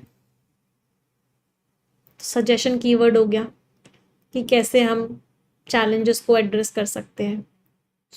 अगला, इस क्वेश्चन का भी आंसर दे दो, इसको रेक्ट कर देना।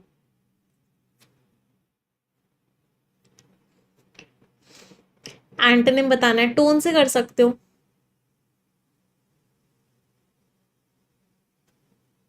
जो तबाही फ्लड्स ने मचाई, तो कैसे टोन का शब्द है? नेगेटिव टोन का शब्द है।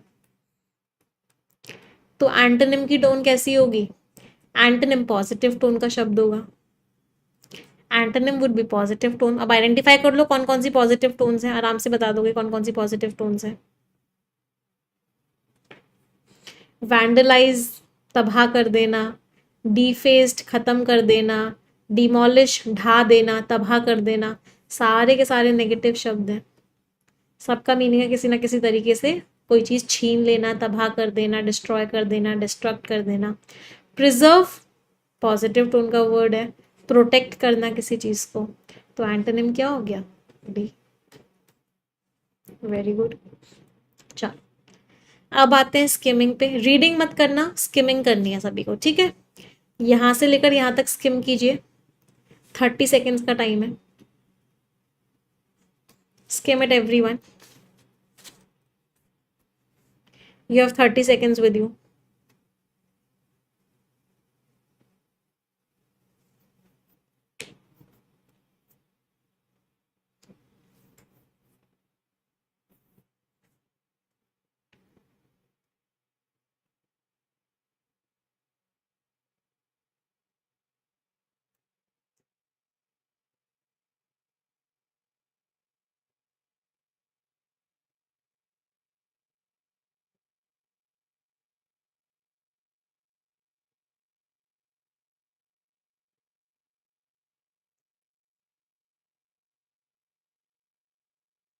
पढ़ लिया? क्या समझ आया? जिन लोगों को स्किमिंग नहीं आती एक बार देख लो। जो तबाही मची फ्लड्स के द्वारा, रेग्ड भी सही है, इसका मतलब भी होता है मचाना। तो तबाही जो मचाई इन बाढ़ों ने, इसकी वजह से चिंताएं पैदा हो गई हैं। पिछले महीने सजेशन दिया कि एक एक्सपर्ट कमेटी पूरी स्टडी करे कि हिमालयन रीजन में कितने लोग आ सकते हैं, क्या उसकी कैपेसिटी है। इसके बाद सेंटर ने एक 13 लोगों की कमेटी बनाई। कैरिंग कैपेसिटी एक टर्म है जो कि बायोलॉजी से आता है और जो कहता है कि कितनी क्वांटिटी जो है ग्रो सस्टेनेबली वहाँ रह सकती है। पॉपुलेशन एक्सीडिंग कैपेसिटी से क्या होगा? अगर पॉपुलेशन ज़्यादा हो जाए कैपेसिटी से, तो इससे क्या होगा? धीरे धीरे नंबर्स कम हो जाएंगे, जो देखा गया जब ग्रासलैंड्स जो हैं या ओवरग्रेज्ड या जो इन्वेसिव। आगे पैसेज का मेन आइडिया क्या समझ में आया? कि हिमालयाज में बहुत सारी आपदाएं आ रही थी, तो इसीलिए कमेटी बनाई गई। उस कमेटी ने बोला कि हम कैपेसिटी निकालेंगे कि हिमालयन रीजन की कैरिंग कैपेसिटी क्या है। अगर पॉपुलेशन उस कैपेसिटी से ज़्यादा होगी तो तबाही मचेगी ही मचेगी।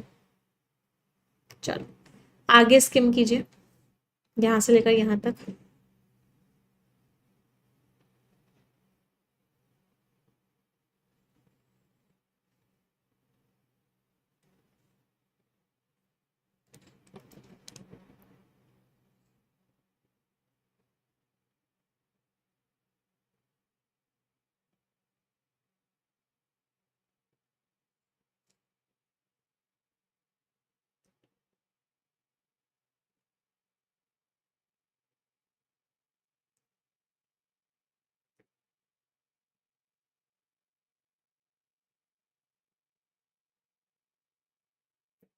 हो गई स्किमिंग? क्या लिखा हुआ है? ये वहाँ के स्पीशीज को परेशान कर, थ्रॉटल कर देगा, मीन्स उनका गला घोट देगा, मतलब उनको मार देगा अगर कैपेसिटी से ज़्यादा हम चीज़ें करेंगे। इन सबको अप्लाई करने में चैलेंज क्या है? चैलेंज बहुत ज़्यादा है। अगर हम हिस्ट्री देखें तो ये बात के चांसेस बहुत कम है कि अगर इस तरह का ओपिनियन आता है तो लोगों को वो अच्छा लगेगा। इतने सारे तबाह कर देने वाले फ्लड्स आए 2013 में, सुप्रीम कोर्ट ने कमेटी बनाई कि हाइड्रो पावर प्रोजेक्ट्स का क्या रोल है स्टेट में। कमेटी की रिपोर्ट्स की वजह से वहाँ के प्रोजेक्ट्स कम हो गए, लेकिन फिर भी जो रोड को बड़ा करने वाले प्रोजेक्ट्स हैं वो रिस्ट्रिक्ट नहीं हो पाए। माउंटेन साइड्स को कार्व करके, मतलब माउंटेन की साइड्स को रोड्स में बनाने वाले जो प्रोजेक्ट्स हैं वो ख़त्म नहीं हो पाए। अब जो सेंटर ने क्या लगाया है, अब बता सकते हो? सेंटर ने रोक लगाई है या सेंटर ने अप्रूवल दिया है? कैसी टोन का शब्द आएगा? अब इस क्वेश्चन का आंसर दे दो। सेंटर ने रोक लगाई है प्रोजेक्ट्स के आने पे या सेंटर ने अप्रूव किया है प्रोजेक्ट्स को? Answer this question.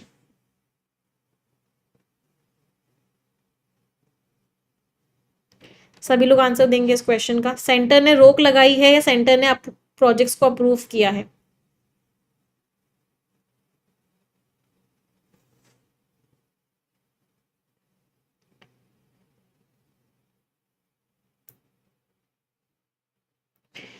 रोक लगाई है मैम, बट लेकिन एक बार आगे तो पढ़ लो। मैंने आपको कंफ्यूज करने की कोशिश की और मैक्सिमम लोग कंफ्यूज हो गए। एक बार आगे तो पढ़ लो। सेंटर ने सर्कुलेट किया है गाइडलाइंस को कि कैपेसिटी को इवैल्यूएट करो, इको सेंसिटिव जोन्स को पता लगाओ कि वो कितने हैं। तो सेंटर ने रोक लगाई है इवैल्यूएशन में, सेंटर ने कैरिंग कैपेसिटी को आइडेंटिफाई करने के लिए रोक लगाई है क्या? यहाँ पे प्रोजेक्ट्स की बात नहीं हो रही है, यहाँ पे बात हो रही है गाइडलाइंस की कि जांच करो। तो सेंटर ने जांच करने के ऊपर रोक लगाई है या सेंटर ने जांच करने के लिए एक प्रपोजल दिया है? इस क्वेश्चन को ना अगर आपको वैसे नहीं समझ में आता ना तो एक शॉर्ट ट्रिक थी इस क्वेश्चन को करने की। देखो, रेप्यूडिएशन का मतलब होता है रिफ्यूजल, किसी चीज को रोक पे लगाना। तो ये एक नेगेटिव टोन का वर्ड है। प्रपोजल का मीनिंग होता है प्रस्ताव देना, ये एक पॉजिटिव टोन का वर्ड है और रिफ्यूजल लिखा हुआ है। तो आंसर्स दो हो सकते हैं। या तो आंसर, अगर आपको ये नहीं भी समझ में आया तब भी आप कर सकते थे कि या तो आंसर ओनली बी होगा या फिर आंसर बोथ ए एंड सी होगा। शॉर्टकट बता रही हूँ तुक्का लगाने का। ए एंड सी जैसा कोई भी ऑप्शन है ही नहीं, तो इसका मतलब आंसर सिर्फ और सिर्फ यही होगा, ओनली बी, क्योंकि ए और सी आपस में सिनोनिम्स हैं। तो अगर आप इस पैसेज को ना भी पढ़ो तब भी आप आंसर दे सकते थे। कोई परेशानी किसी को भी? चलो आगे बढ़ते हैं। सेंटर ने एक प्रपोजल दिया है कि गाइडलाइंस दी हैं कि भाई पता लगाओ कि क्या क्या कैरिंग कैपेसिटी है। इन्वायरमेंटल मिनिस्ट्री ने सारी स्टेट्स को याद दिलाया है कि आप स्टडी करो और इसको जल्दी से जल्दी क्या करो, जल्दी से जल्दी सबमिट करो। ये क्या हो गया?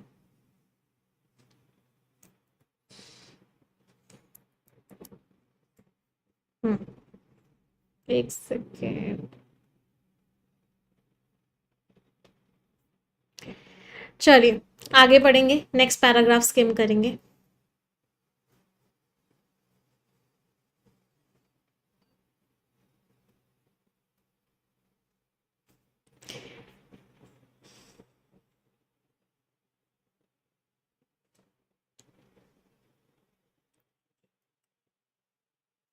अभी जो लैंड डूबती जा रही है जोशीमठ में, इसकी वजह से भी एक डिबेट हुई है कि क्यों इतना इंफ्रास्ट्रक्चर डेवलप कर रहे हो वहाँ पे। लेकिन कुछ ही महीनों में हिमाचल प्रदेश ने क्या देखा? फ्लड्स देखे, जिसने रोड्स को एकदम बहा दिया, हाईवेज को बहा दिया जो उन माउंटेन्स में बने हुए थे। कमेटी और रिपोर्ट से कुछ नहीं होगा कि भाई ये बात क्लियर है कि इंफ्रास्ट्रक्चर डेवलपमेंट नहीं कर सकते आप हिल्स पे, जैसा कि आप प्लेन्स पे कर सकते हो। स्टेट्स को कॉस्ट बेयर करनी पड़ेगी बिल्डिंग्स बनाने से, और स्टेट्स को अब क्या करना चाहिए? स्टेट्स को अब इन रीजन्स को नो जोन्स बना देना चाहिए कि यहाँ पे भाई डेवलपमेंट मत करो। बहुत टाइम से बहुत फर्टाइल ग्राउंड, मतलब एक बहुत ऐसी अपॉर्चुनिटी मिली है यहाँ पे। अब सब यही कहते हैं, अनइक्विवोकल, मतलब सब क्लियर क्लियर है। साइंटिफिक एविडेंस भी यही कहता है, हर कोई ये कहता है कि जो ऑप्शन है कि आप to kick the proverbial can down the road no longer exist. इसका मतलब क्या है कि जो ऑप्शन है कि आप वहाँ इंफ्रास्ट्रक्चर बना लो, अब ये ऑप्शन है ही नहीं। मतलब आपको इंफ्रास्ट्रक्चर नहीं बनाना है वहाँ पे डेवलपमेंट नहीं होना चाहिए। अगर वहाँ पे डेवलपमेंट हुआ तो पूरी की पूरी स्टेट के लिए बहुत खतरनाक वो चीज़ होगी। चलो फर्स्ट क्वेश्चन आंसर बताएंगे।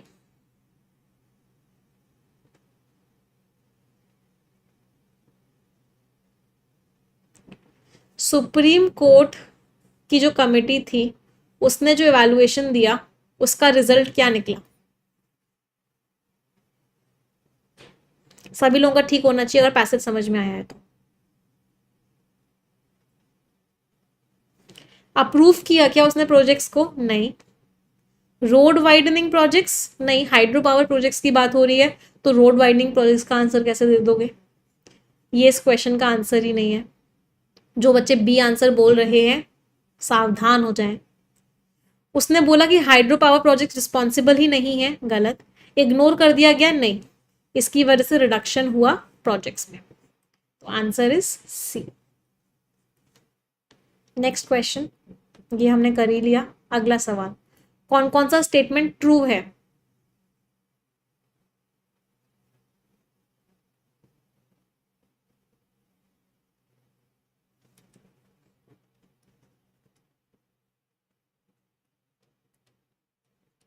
इसके आगे लिख लेना द गवर्नमेंट वॉज।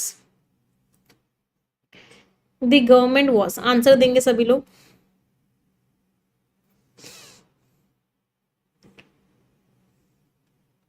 जो कैरिंग कैपेसिटी का कॉन्सेप्ट है वो पॉपुलेशन की बायोलॉजी से एसोसिएटेड है, ट्रू है। इन सब चीजों को बैलेंस करना बड़ा मुश्किल है, ट्रू है। रोड वाइडनिंग इनिशिएटिव्स को सरकार रोक नहीं पाई। रोड बड़ी करते जा रहे थे और इसको रोक नहीं पाई, क्लियरली मेंशन था जब मैंने आपको समझाया था, लिखा हुआ था कि प्रोजेक्ट्स तो कम हो गए, रिडक्शन तो हो गया, लेकिन रोड वाइडनिंग प्रोजेक्ट्स को सरकार रोक नहीं पाई, रोड वाइडन होती रही। तो आंसर इस तीनों के तीनों सही थे। तो answer was option number E, all A B and C. कोई परेशानी? चलो अगला सवाल। थ्रॉटल का सिनोनिम हमने कर ही लिया, डेल्यूज भी कर लिया। अगला, क्या ऑप्शंस हैं इन चैलेंजेस को डील करने के लिए? बहुत इजी क्वेश्चन है, टोन से ही कर लोगे। ऑप्शंस क्या है सरकार के पास? फंडिंग बढ़ा दो इंफ्रास्ट्रक्चर प्रोजेक्ट्स की? नहीं भी, प्रोजेक्ट्स को बंद करना है। रोड वाइडनिंग प्रोजेक्ट्स बढ़ा दो? नहीं, रोड वाइडनिंग प्रोजेक्ट्स को बंद करना है। करंट डेवलपमेंट प्रैक्टिसेस को कंटिन्यू करो? नहीं, बंद करना है। इग्नोर कर दो एनवायरनमेंट को? नहीं, इग्नोर नहीं करना है, सारे उल्टे दे रखे थे। तो आंसर वॉज सस्टेनेबली बनाओ, जितना एनवायरनमेंट झेल सकता है सिर्फ उतना ही बनाओ और रिस्क को कम से कम करो। Answer was B. कोई परेशानी? नेक्स्ट क्वेश्चन हमने कर ही लिया। तो ये हमने किया एक प्री लेवल का रीडिंग कॉम्प्रिहेंशन। अब हम क्या करेंगे? आखिरी सवाल आज की क्लास का, अब हम एक मेंस लेवल का आरसी करेंगे। तैयार सभी लोग मेंस लेवल के आरसी के लिए? एक बार सभी को रिक्वेस्ट करूंगी जिन बच्चों ने सेशन को लाइक और शेयर नहीं किया एक बार कर देंगे तुरंत के तुरंत, और अगर चैनल को सब्सक्राइब नहीं किया है तो वो भी कर लेंगे। चलो, लॉन्ग आरसी है, लॉन्ग आरसी है तो फिर से पहला स्टेप क्या होगा? तो फिर से पहला स्टेप होगा क्वेश्चंस को पढ़ना। चलिए फर्स्ट क्वेश्चन आंसर देंगे।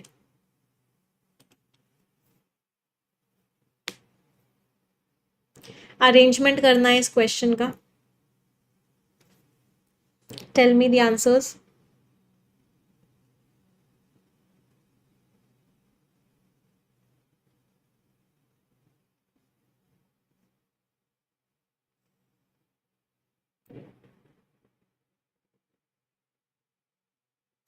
House the josh everyone by the वे?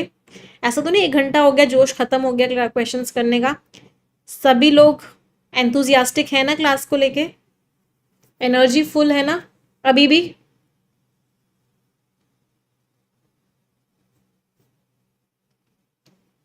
चलो देखते हैं। कनाडा की सबसे छोटी प्रोविंस में, इसको थोड़ा सा चेंज कर लो, इसको टी यू क्यू कर लो। कनाडा की सबसे छोटी प्रोविंस, सबसे छोटी state, with a blister cooking on my right sole, मतलब क्या हो गया?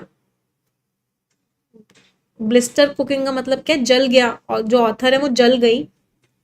एंड अ पैरालाइजिंग नीड, बहुत हद से ज़्यादा ज़रूरत थी। अ न्यू 435 माइल ट्रेल, इस पूरे पूरा रास्ता जो कि इस आइलैंड में है। After my first 5 hour day, पहला 5 घंटे का दिन। फॉलोइंग द आइलैंड वॉक के बाद, आई लिम्ड इन टू पॉइंट्स ईस्ट कोस्टल इन बेसाइड सेंट पीटर्स बे, मैं वहाँ चली गई। टू रेस्ट बेयर फुट, वहाँ पे नंगे पाँव ही रेस्ट करने के लिए। अंटिल चेकआउट, चेकआउट से पहले। द नेक्स्ट मॉर्निंग, अगली मॉर्निंग। चलो अब इसको अरेंज करते हैं, थोड़ा सा डिफिकल्ट लग रहा होगा बट कोई दिक्कत नहीं है। अब सबसे पहले कुछ कुछ कॉम्बिनेशंस बनाने की कोशिश करते हैं। Let's try to form certain combinations. ये समझ में आ रहा है, आइलैंड वॉक, और वॉक कितने की थी? 435 माइल्स की वॉक थी। आइलैंड वॉक और वॉक कितने की थी? वॉक की एडिशनल इन्फॉर्मेशन दे रखी थी आर में। सभी लोगों ने एस और आर का पेयर बना लिया। बनाया क्या मैम? कोई हेल्प ही नहीं हुई इस पेयर से, तो सब में S R S R S R S R लिखा हुआ है। चलो कुछ और कॉम्बिनेशन बनाने की कोशिश करनी पड़ेगी, तो चलो आगे ट्राई करते हैं।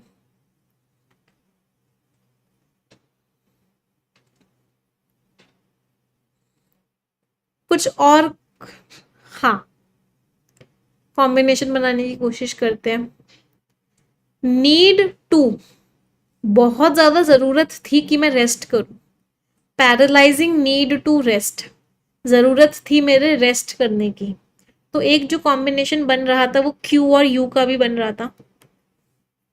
नीड टू रेस्ट बेयरफुट, कि मैं चेकआउट से पहले क्या कर लूँ? रेस्ट कर लूँ।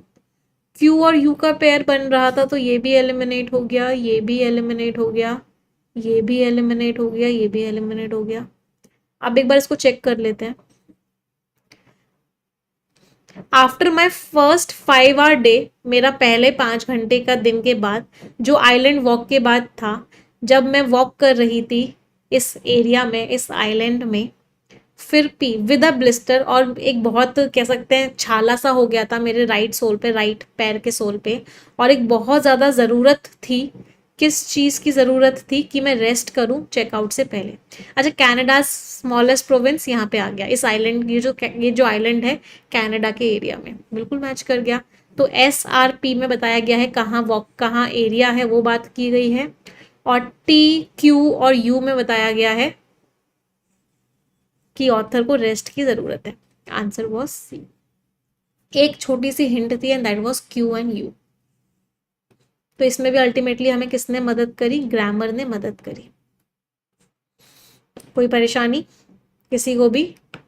चलो, ब्लिस्टर एक तरीके से होता है जलने के बाद एक बहुत गंदा सा छाला टाइप का सा बन जाता है, उसको बोलते हैं ब्लिस्टर। अगला क्वेश्चन, कौन सा स्टेटमेंट ट्रू है? पैसेज पढ़ेंगे तब पता चलेगा। कीवर्ड मार्क कर लो। इस क्वेश्चन में कीवर्ड क्या है? Laura McGregor. अगला क्वेश्चन नॉट ट्रू है, पैसेज पढ़ना पड़ेगा भाई। अगला क्वेश्चन, इसका सिनोनिम बताना है रेलीगेट करने का। देखो 2 शब्द होते हैं, बता देती हूँ, फिर इसका मुझे आंसर देना। एक होता है रेलीगेट करना और एक होता है डेलीगेट करना। रेलीगेट करने का मीनिंग होता है आप किसी को लोअर पोजीशन दे रहे हो, टू असाइन इंफीरियर या लोअर पोजीशन टू समवन। आप किसी को पोजीशन कैसी दे रहे हो? नीचे वाली दे रहे हो। डेलीगेट करने का मीनिंग होता है टू ट्रांसफर द रिस्पॉन्सिबिलिटी। आप किसी को कोई काम ट्रांसफर कर रहे हो, उसको बोलते हैं डेलीगेट करना।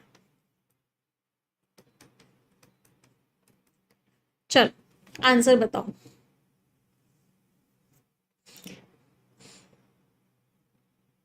ध्यान से पढ़िए और आंसर बताइए।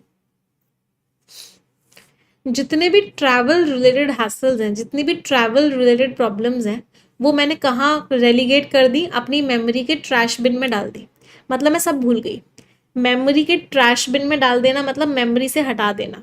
तो जितनी भी दिक्कतें आ रही थी मेरे सामने वो सारी की सारी मैंने ट्रैश बिन में डाल दी, मतलब मैं सब भूल गई। मैंने डिमोट कर दी ट्रैश बिन में, ट्रैश बिन की तरफ डाल दी।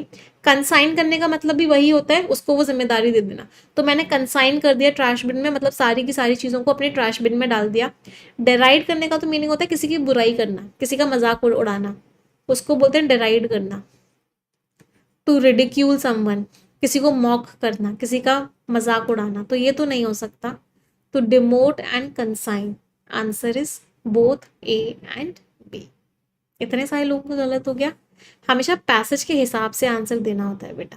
यहाँ पे पैसेज के हिसाब से मीनिंग क्या है कि मैंने वो सब अपनी मेमोरी के ट्रैश बिन में डाल दिया, वहाँ पे फेंक दिया। तो डिमोट कर दिया वहाँ पे, मतलब उस तरफ डाल दिया। कंसाइन कर दिया मीन्स उसको वो दे दिया। तो आंसर इज ए। अगला क्वेश्चन, रैवेज का सिनोनिम बताना है। एक तूफान आया, इस तूफान ने इस आइलैंड को क्या किया? पहले मुझे टोन से बताओ, रैवेज शब्द की टोन कैसी लग रही है? एक तूफान आया और इस तूफान ने क्या किया?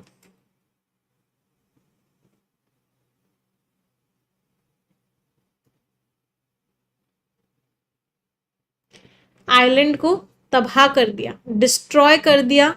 40% ऑफ इट्स ट्रीज को ऐसी तबाही करी जिससे कि ये जो रास्ता है इससे अब कोई गुजर नहीं सकता। नेगेटिव टोन लग रही है। चलो आंसर्स देखते हैं। रिवैम्ड वर्ड का मीनिंग क्या होता है? किसी चीज को इंप्रूव करना। शॉक्ड वर्ड का मीनिंग होता है किसी चीज को इग्नोर करना। श्राउडेड का मीनिंग होता है किसी चीज को पूरी तरीके से कवर कर लेना। अब बताओ आंसर क्या होगा? इम्प्रूव तो नहीं किया, इग्नोर भी नहीं किया, तो क्या कर लिया? श्राउड कर दिया। श्राउड मीन्स पूरे आइलैंड को कवर कर लिया, पूरे आइलैंड में तबाही मचा दी, पूरे आइलैंड को घेर लिया। तो answer is what? Answer is only C. कोई परेशानी? अच्छा, अगर मैं इसी क्वेश्चन में आपसे पूछती कि इस वर्ड का एंटोनिम बताओ, इस वर्ड का एंटोनिम बताओ, तो आंसर क्या होता? तबाह कर दिया, एंटोनिम क्या हो जाता? इम्प्रूव कर दिया। तो answer would have been what? Only A. ये क्या हो जाता? एंटोनिम हो जाता। क्लियर? चलो आगे बढ़ते हैं। इसमें से एक पार्ट में एरर है, आपको एरर आइडेंटिफाई करनी है।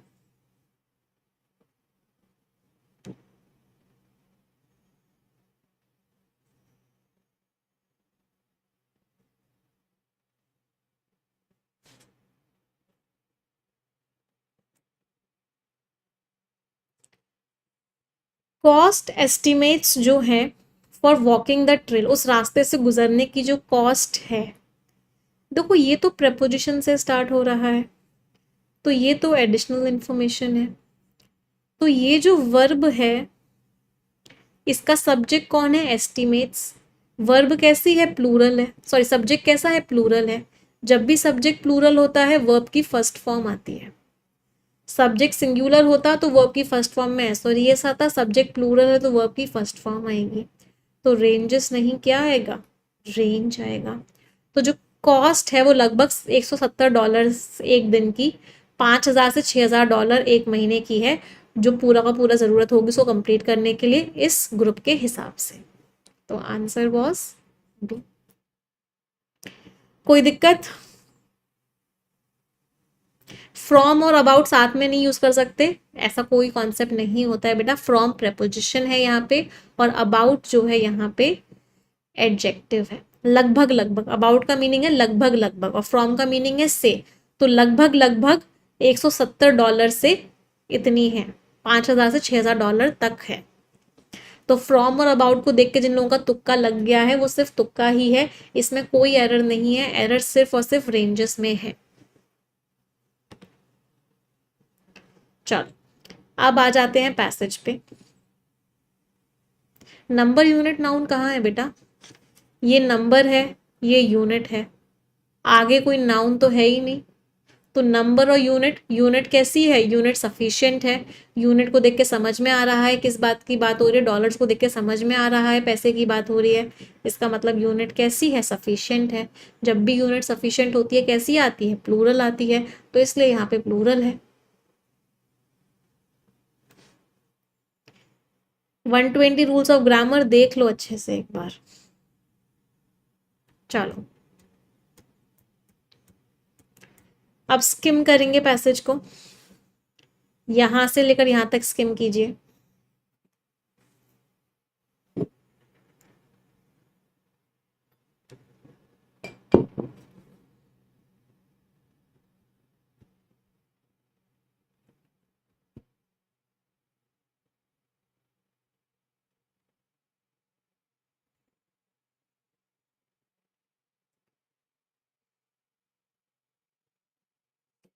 कभी भी अंडर एस्टिमेट मत करना डिफिकल्टी को। एक फ्लैट ट्रेल के मतलब बहुत सादा सीधा सीधा रास्ता भी हो बहुत लंबा, तो कभी भी उसको अंडर एस्टिमेट मत करना। मेरा पाँव जल गया था, मेरे पाँव में छाले पड़ गए थे जब मैं उस रास्ते पे चली थी। लिम डिंडू का मीनिंग क्या होता है, मुश्किल से जब मैं चली थी, फिर मुझे लगा कि अब मुझे आराम करना चाहिए। मैं एक बहुत ही एक्सपीरियंस्ड हूँ यहाँ की, बहुत लंबी लंबी रास्तों को मैंने ट्रैवल किया है। ये चीज़ मैंने पहले भी की हुई थी, लेकिन जितनी भी ट्रैवल वाली प्रॉब्लम्स होती हैं उन सबको मैं भूल जाती हूँ। मैं भूल गई थी कि वॉकिंग भी कितनी मुश्किल होती है, जब आपका पैर जो है दर्द करता है, जब सीनरी चेंज नहीं करती है, सब कुछ सेम सेम सा होता है, तो वॉकिंग भी कितनी मुश्किल होती है, इस बात को मैं भूल गई थी। मैं भूल गई थी कि वॉकिंग मेडिटेशन कैसा होता है, मतलब लंबे लंबे रास्ते पे चलना कितना मुश्किल होता है, मैं भूल गई थी। तो ऑथर क्या कह रहे हैं, इस पूरे पैराग्राफ का मेन आइडिया क्या है, इस पूरे पैराग्राफ का मेन आइडिया है कि कभी भी इस बात को अंडर एस्टिमेट मत करना कि सीधा सीधा चलना भी कितना मुश्किल हो सकता है। मैंने एक लंबा रास्ता कवर किया, मुझे पता है मुझे कितना दर्द झेलना पड़ा, क्योंकि मैं भूल गई थी कि क्या क्या प्रॉब्लम्स होती हैं सीधे सीधे चलने में। मैं भूल गई थी कि जब सीनरी चेंज ना हो, जब आसपास की चीज़ें चेंज ना हो और आपको लगातार चलना पड़े सीधा सीधा, तो कितना मुश्किल होता है। चलो अगला पैराग्राफ पढ़ेंगे सभी लोग।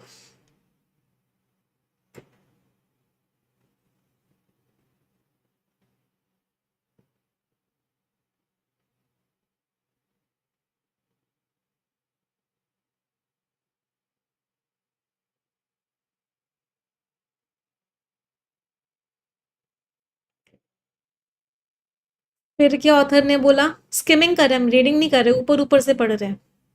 मैं वहां से जब वापस यहाँ से वापस आए, एक आइलैंड के रेसिडेंट जिनको ये वॉक मिली, मतलब जिन्होंने इस पूरी की पूरी वॉक को उन्होंने सोचा कि मैं यहाँ क्यों नहीं वॉक करता हूँ। उनको लगा इस आइलैंड पे वॉक करके बड़ा मजा आएगा। उन्होंने मुझे बोला, जैसे कि मैं जूते वगैरह बिल्कुल उतार के रेस्ट कर रही थी उस जून आफ्टरनून पे, उस इन मीन्स उस होटल के पॉर्च में, तो उसकी लॉबी में मैं रेस्ट कर रही थी। तो वहाँ पे एक आइलैंड के रहने वाले इंसान आए, उन्होंने बोला कि तुम्हें वॉक करनी है तो यहाँ क्यों नहीं, यहाँ पे वॉक कर लो, मजा आएगा वॉक करने में। उन्होंने बोला एक आइलैंड है तो तुम एक सर्कल में वॉक करो। जबकि सच्चाई ये थी कि कभी भी लॉन्ग डिस्टेंस वॉक सर्कुलर नहीं होती है। उनको बोला तुम्हें एक शोर लाइन मिलेगी, तुम्हें एक कोस्ट मिलेगा, तुम्हें देखने में बड़ा मजा आएगा, ग्रेट विस्टाज मतलब बड़ी अच्छी अच्छी चीजें होंगी, तुम किसी भी आइलैंड के पार्ट में होगे, तुमको बड़ा मजा आएगा वॉक करने में। तो ऑथर को याद आया कि वॉक करने का आइडिया उसे किसने दिया था। तो वॉक करने का आइडिया, ऑथर तो बड़े आराम से रेस्ट कर रही थी, वॉक करने का आइडिया दिया एक आइलैंड के रहने वाले इंसान ने। उसने बोला बड़ा मजा आएगा, चलो वॉक करो, इस आइलैंड पे गोल गोल घूमो, बड़ा सुंदर सा देखने को मिलेगा, बहुत मजा आएगा। फिर बहुत सारी ट्रेल्स हैं, बहुत सारे रास्ते हैं, बहुत सारे रोड्स हैं। तो आइलैंड की वॉक 2020 में स्टार्ट होने वाली थी, फिर पैंडमिक आ गया। फिर आइलैंड की ये जो वॉक है अगस्त 2021 में शुरू हुई। 50 वॉकर्स आए उस साल उस आइलैंड पे वॉक करने के लिए।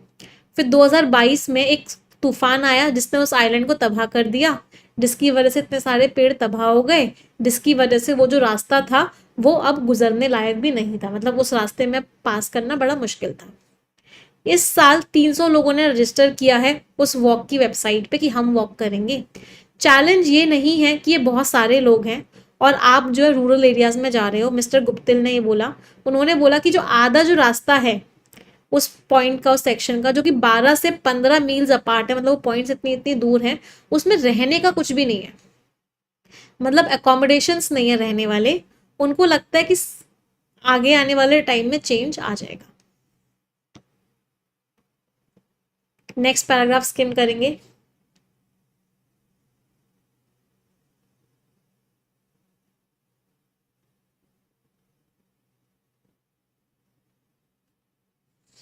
आगे क्या लिखा हुआ है, जब से वो वॉक ओपन हुई है नए नए हॉस्टल्स बन गए हैं अलग अलग पॉइंट्स पे, जहाँ पे वॉकर्स ट्रैवल करते हैं, फिर रेस्ट करते हैं, फिर वॉक करते हैं, फिर रेस्ट करते हैं। जो टूर कंपनी है वो सारे के सारे रूट्स को कोऑर्डिनेट कर रही है, शटल्स आ रही हैं बीच बीच में, घर बन गए हैं, रहने की जगह बन गई है उस पूरे के पूरे रास्ते के बीच बीच में, फूड आ गया है, रहने की जगह आ गई है, वॉकिंग चीज़ें हो गई हैं। जो खर्चा होता है उस पूरी वॉक को कंप्लीट करने में, वो लगभग एक महीने में 5,000 से 6,000 डॉलर हो जाता है इस ग्रुप के हिसाब से। तो ये जो आइलैंड की वॉक सक्सेस है, अभी ये बहुत आगे है इंफ्रास्ट्रक्चर से, मतलब उन्होंने बोला कि अभी इंफ्रास्ट्रक्चर उतना नहीं हुआ है। जो लॉरा मैकग्रेगर है, जो 55 ईयर्स की हैं, उन्होंने इस वॉक को कंप्लीट किया पिछले समर में, जहाँ अपने कैंपर से, मतलब जिसको वो पीरियोडिकली मूव कर रही थी, वो शटल्स पे रिलाई कर रही थी आगे पीछे जाने में, मतलब वो शटल सर्विस ले रही थी अपने कैंपर से, मतलब अपने पूरे के पूरे फैसिलिटी से उन्होंने इस वॉक को कंप्लीट किया। और उन्होंने लगभग लगभग $5,000 खर्च किए पूरे महीने में, लेकिन उन्होंने इस वॉक को कंप्लीट कर लिया। तो पैसेज क्या था भाई, ऐसे ही आते हैं मेंस लेवल के पैसेजेस, एकदम दिमाग को एकदम दिमाग का दही कर देते हैं। तो बेसिकली क्या था, एक आइलैंड है, उस पे वॉक करते हैं लोग। वो आइलैंड टूरिज्म के लिए फेमस है, लोगों को बड़ा मज़ा आता है, लोगों को लगता है आसान होगा, लेकिन बड़ा मुश्किल होता है। जो ऑथर हैं उनके पैरों में एकदम छाले पड़ गए थे वॉक करते करते, उनके 5,000 से 6,000 डॉलर खर्च हो गए थे। उसके बीच बीच में होटल्स नहीं थे, लेकिन अब जो है होटल्स चालू हो रहे हैं, बीच बीच में शटल सर्विस भी चालू हो रही है। तो इस तरीके से ये पूरा का पूरा पैसेज था। फर्स्ट क्वेश्चन हमने कर लिया, सेकंड क्वेश्चन बताइए।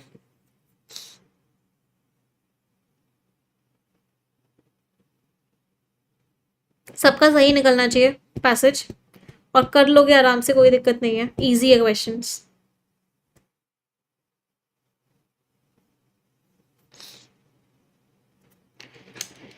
सीधे सीधे चलना भी मुश्किल हो सकता है, ऑथर तो चीख चीख के बोल रहे हैं इस बात को कि सीधे सीधे चलना भी मुश्किल हो सकता है, ट्रू है। पैसेज जो है डिस्कस नहीं कर रहा है ऑथर का पहला encounter with walking meditation. Author जब पहली बार वॉक कर रहे थे तो कैसा उनको फील हुआ था, ऐसा पैसेज ने डिस्कस नहीं किया है। एक बार देख लेते हैं पैसेज ने डिस्कस किया है या नहीं किया है। ऑथर बोल रहे हैं कि मैं भूल गई हूँ कि मेरा वॉकिंग मेडिटेशन कैसा था। तो ऑथर भूल गई हैं, तो इसका मतलब क्या है, ऑथर ने डिस्कस नहीं किया है, ये भी ट्रू हो गया। अच्छा, यहाँ पे डिस्कस के साथ ना अबाउट नहीं लगाते, ये एक टाइपिंग मिस्टेक है, डिस्कस के साथ कभी भी अबाउट नहीं लगता। कोविड पैंडमिक का बहुत इम्पैक्ट पड़ा था जब आइलैंड की वॉक शुरू होने वाली थी 2020 में, तब कोविड आ गया था जिसकी वजह से डिले हो गया था। ये बात भी पैसेज में मेंशन्ड है कि कोविड आ गया था, आइलैंड की वॉक स्टार्ट होने वाली थी, कोविड आ गया तो बंद हो गई, फिर अगस्त 2021 में ओपन हुई। तो ये भी ट्रू हो गया। तो आंसर वॉज, सारे के सारे ट्रू थे, तो answer was option number D, all of A B and C. कोई परेशानी किसी को, एनी वन एनी डाउट्स? चलो अगला क्वेश्चन ट्राई करेंगे। लॉरा मैकग्रॉगर कैसी थी, पैसेज के हिसाब से वो कैसी थी आपको बताना है। पैसेज में क्या क्या लिखा हुआ है,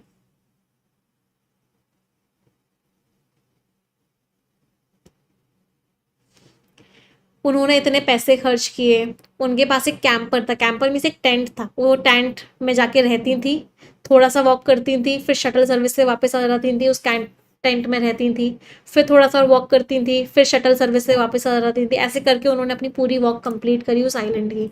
तो वो क्या थी, सभी लोग बताएंगे।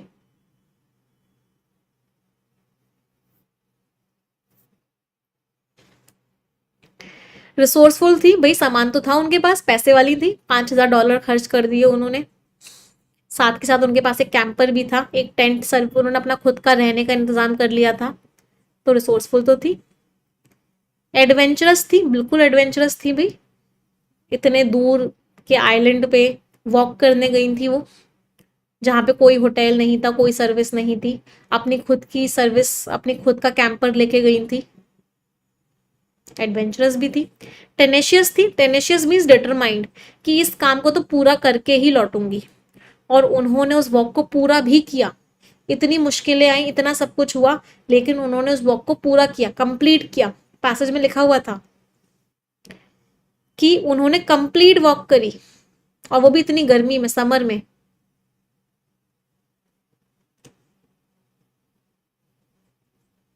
टेनिशियस भी थी, डिटरमाइंड भी थी। आंसर क्या हो गया? Option number D, all of A, B and C. Resourceful भी थी, रिसोर्सेज भी थी उनके पास, एडवेंचरस भी थी, और वो डिटरमाइंड भी थी। अगला क्वेश्चन नॉट ट्रू वाले बताने हैं।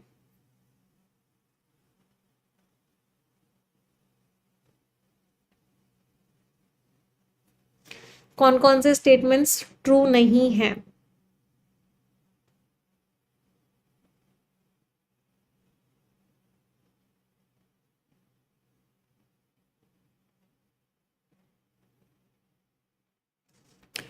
ऑथर जो है भूल जाते हैं या फिर वो हटा देते हैं नेगेटिव एक्सपीरियंसेस को ट्रैवल के से जो एसोसिएटेड है। लिखा हुआ था, मैं जितने भी ट्रैवल रिलेटेड हैसल्स हैं वो मैं ट्रैश बिन में डाल देता हूँ। जितने भी ट्रैवल वाली प्रॉब्लम्स हैं, जितने भी नेगेटिव एक्सपीरियंसेस हैं, मैं उनको क्या कर देता हूँ, ट्रैश बिन में डाल देता हूँ। मतलब मैं उनको भूल जाता हूँ या अलग कर देता हूँ। ट्रू है। The author has an understanding, author के पास अंडरस्टैंडिंग है of the physical toll that extended walking can take. बहुत ज़्यादा चलने से जो प्रॉब्लम होती है ऑथर को वो समझ में आती है। चलो देखते हैं। बहुत ज़्यादा चलने से जो प्रॉब्लम होती है वो ऑथर को समझ में आती है। ऑथर खुद ही बोल रहे हैं, अंडर एस्टिमेट मत कर देना भाई, मुझे पता है, मुझे पता है कितनी दिक्कत होती है चलने से। जब मैं 5 घंटे लगातार चली थी तो मुझे पता है मैं कैसे, मेरा पैर की हालत हो गई थी। तो इसका मतलब क्या है, ऑथर को पता है कि ज़्यादा चलने से क्या प्रॉब्लम होती है। ये भी ट्रू है। जो स्पीकर हैं या जो ऑथर हैं, उन्होंने लॉन्ग वॉक्स को एक्सपीरियंस किया है उन एनवायरनमेंट्स में जहाँ पे देखने वाली चीज़ें बहुत कम हैं, विद लिमिटेड विजुअल वेराइटी। तो ऑथर ने एक्सपीरियंस किया है लॉन्ग वॉक्स को उन एनवायरनमेंट्स में जहाँ पे देखने वाली चीज़ें बहुत कम है। चलो देखते हैं। लिखा हुआ है क्या? लॉन्ग डिस्टेंस पिलग्रिमेज मैंने किया है, मतलब मैं बहुत लंबे लंबे टाइम तक वॉक की हूँ स्पेन में। इस चीज़ को मैंने पहले भी किया हुआ है, बट विजुअल्स कम है, ऐसा कहीं लिखा हुआ था।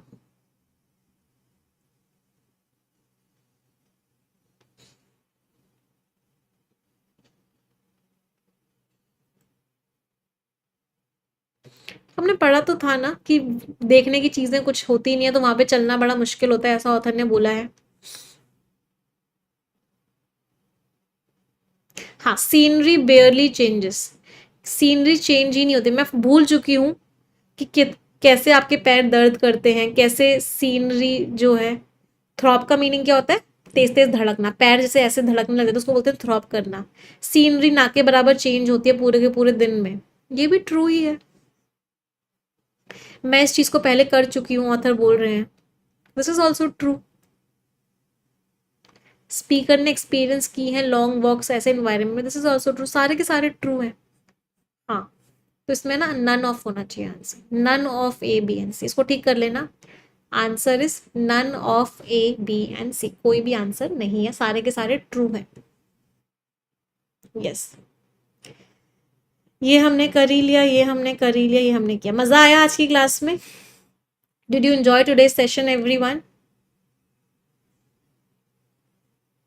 ओके अब अगला पैटर्न जो हमें करना है वर्ड यूसेज करना है। डोंट वरी एट ऑल, बेटा परेशान मत हो, आज नहीं करा रही, इसको आगे वाली क्लासेस में करवाऊंगी। ये वर्ड यूसेज का हमें पैटर्न करना है।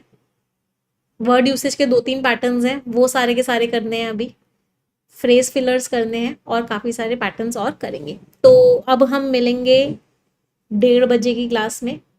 We'll meet at 1:30 PM for error detection session. Error detection करेंगे और एक क्वेश्चन दे रही हूँ, उस क्वेश्चन का आंसर सभी लोग मुझे कमेंट में देंगे। क्वेश्चन है मेरा, आप सभी लोग मुझे 2 वर्ड्स के बीच में डिफरेंस बताओगे और वर्ड है स्पेशली और स्पेशली। इन दोनों वर्ड्स के बीच में सभी लोग मुझे डिफरेंस बताएंगे कि क्या डिफरेंस है। जो बच्चे सही आंसर देंगे उनमें से एक बच्चे को हम ये success no more an illusion ये वाली बुक भी प्रोवाइड करेंगे। यस कल के विनर का नाम भी अनाउंस कर देती हूँ। कल जिस बच्चे ने सही आंसर दिया था उस बच्चे का नाम क्या है, तो कल के जो हमारे विनर्स हैं उनका नाम भी अनाउंस करूँ। मुझे एक बात और बता दो जब तक मैं नाम अनाउंस कर रही हूँ, मज़ा आ रहा है सेशन में? Did you enjoy the session everyone? बस एक हैबिट बना लो कि परफेक्शन रोज करना है, एक सिंगल डे भी परफेक्शन मिस नहीं करना है। इस बात की गारंटी है, आप कोई भी एग्जामिनेशन दोगे जिसमें इंग्लिश आती है आपको बहुत ईजी लगेगी, बट उसके लिए एक हैबिट क्या होनी चाहिए कि परफेक्शन का एक सिंगल सेशन भी मिस ना हो। कल के विनर हैं अनिकेत SATWADHAR सतवाधर 561। ठीक है बेटा, एक मेल आईडी पे मेल कर देना कि आपका नाम अनाउंस किया गया था। मेल आईडी आपको डिस्क्रिप्शन में मिल जाएगी इस वीडियो के, टीम आपको कनेक्ट करेगी और आपकी बुक आप तक पहुंचा देगी। मेल आईडी ना एकदम लास्ट में लिखी हुई है, ठीक है। चलो आज का सेशन एंड कर रहे हैं। आई होप आप लोगों को ये सेशंस अच्छे लग रहे हैं, मज़ा आ रहा है। मेरी पूरी कोशिश है कि मैं आप लोगों को best of the best content दे सकूं और जल्दी से जल्दी इस क्लास को हम एक प्लेटफॉर्म पे शिफ्ट कर सकें जिससे कि आप लोगों को पोल भी मिल सके, लीडर बोर्ड भी मिल सके, टाइमर भी मिल सके, सारी की सारी चीज़ें मिल सके। पूरी कोशिश में लगे हुए हैं। मोस्ट प्रोबेबली 1 या 2 दिन में आप लोगों को सारी इन्फॉर्मेशन मिल जाएगी इसी चैनल पे। बस टेलीग्राम चैनल पे आप एक्टिव रहिएगा। टेलीग्राम चैनल है इंग्लिश विद निमिषा बंसल, उसको ज्वाइन कर लीजिए। इस चैनल को भी सब्सक्राइब कर लेना क्योंकि जो सारी की सारी इन्फॉर्मेशन मैं आपको दूंगी वो इसी चैनल पे दूंगी। और परेशान होने की बिल्कुल भी ज़रूरत नहीं है उन बच्चों को जिन बच्चों ने सब्सक्रिप्शन ले रखा है। आपके साथ कुछ गलत हम नहीं होने देंगे, डोंट वरी एट ऑल। जो बच्चे ने सब्सक्रिप्शन लिया हुआ है उसके लिए चीज़ें बहुत अलग होंगी, जो न्यू यूज़र्स हैं उनके लिए चीज़ें अलग होंगी। सो डोंट वरी, बिल्कुल परेशान मत हो, ठीक है। अब एक अच्छी सी स्माइल कर दो और एक क्वेश्चन का आंसर दे दो। क्वेश्चन है, are you giving your 100% to your preparation? अगर दे रहे हो 100% तो सभी लोग यस करेंगे। जो लोग नहीं दे रहे अपना 100% वो मुझे कमेंट में अभी के अभी बताएंगे कि आप 100% क्यों नहीं दे रहे हो और उस कॉज को एलिमिनेट करने की कोशिश करेंगे, ठीक है। चलिए, थैंक यू एवरीवन।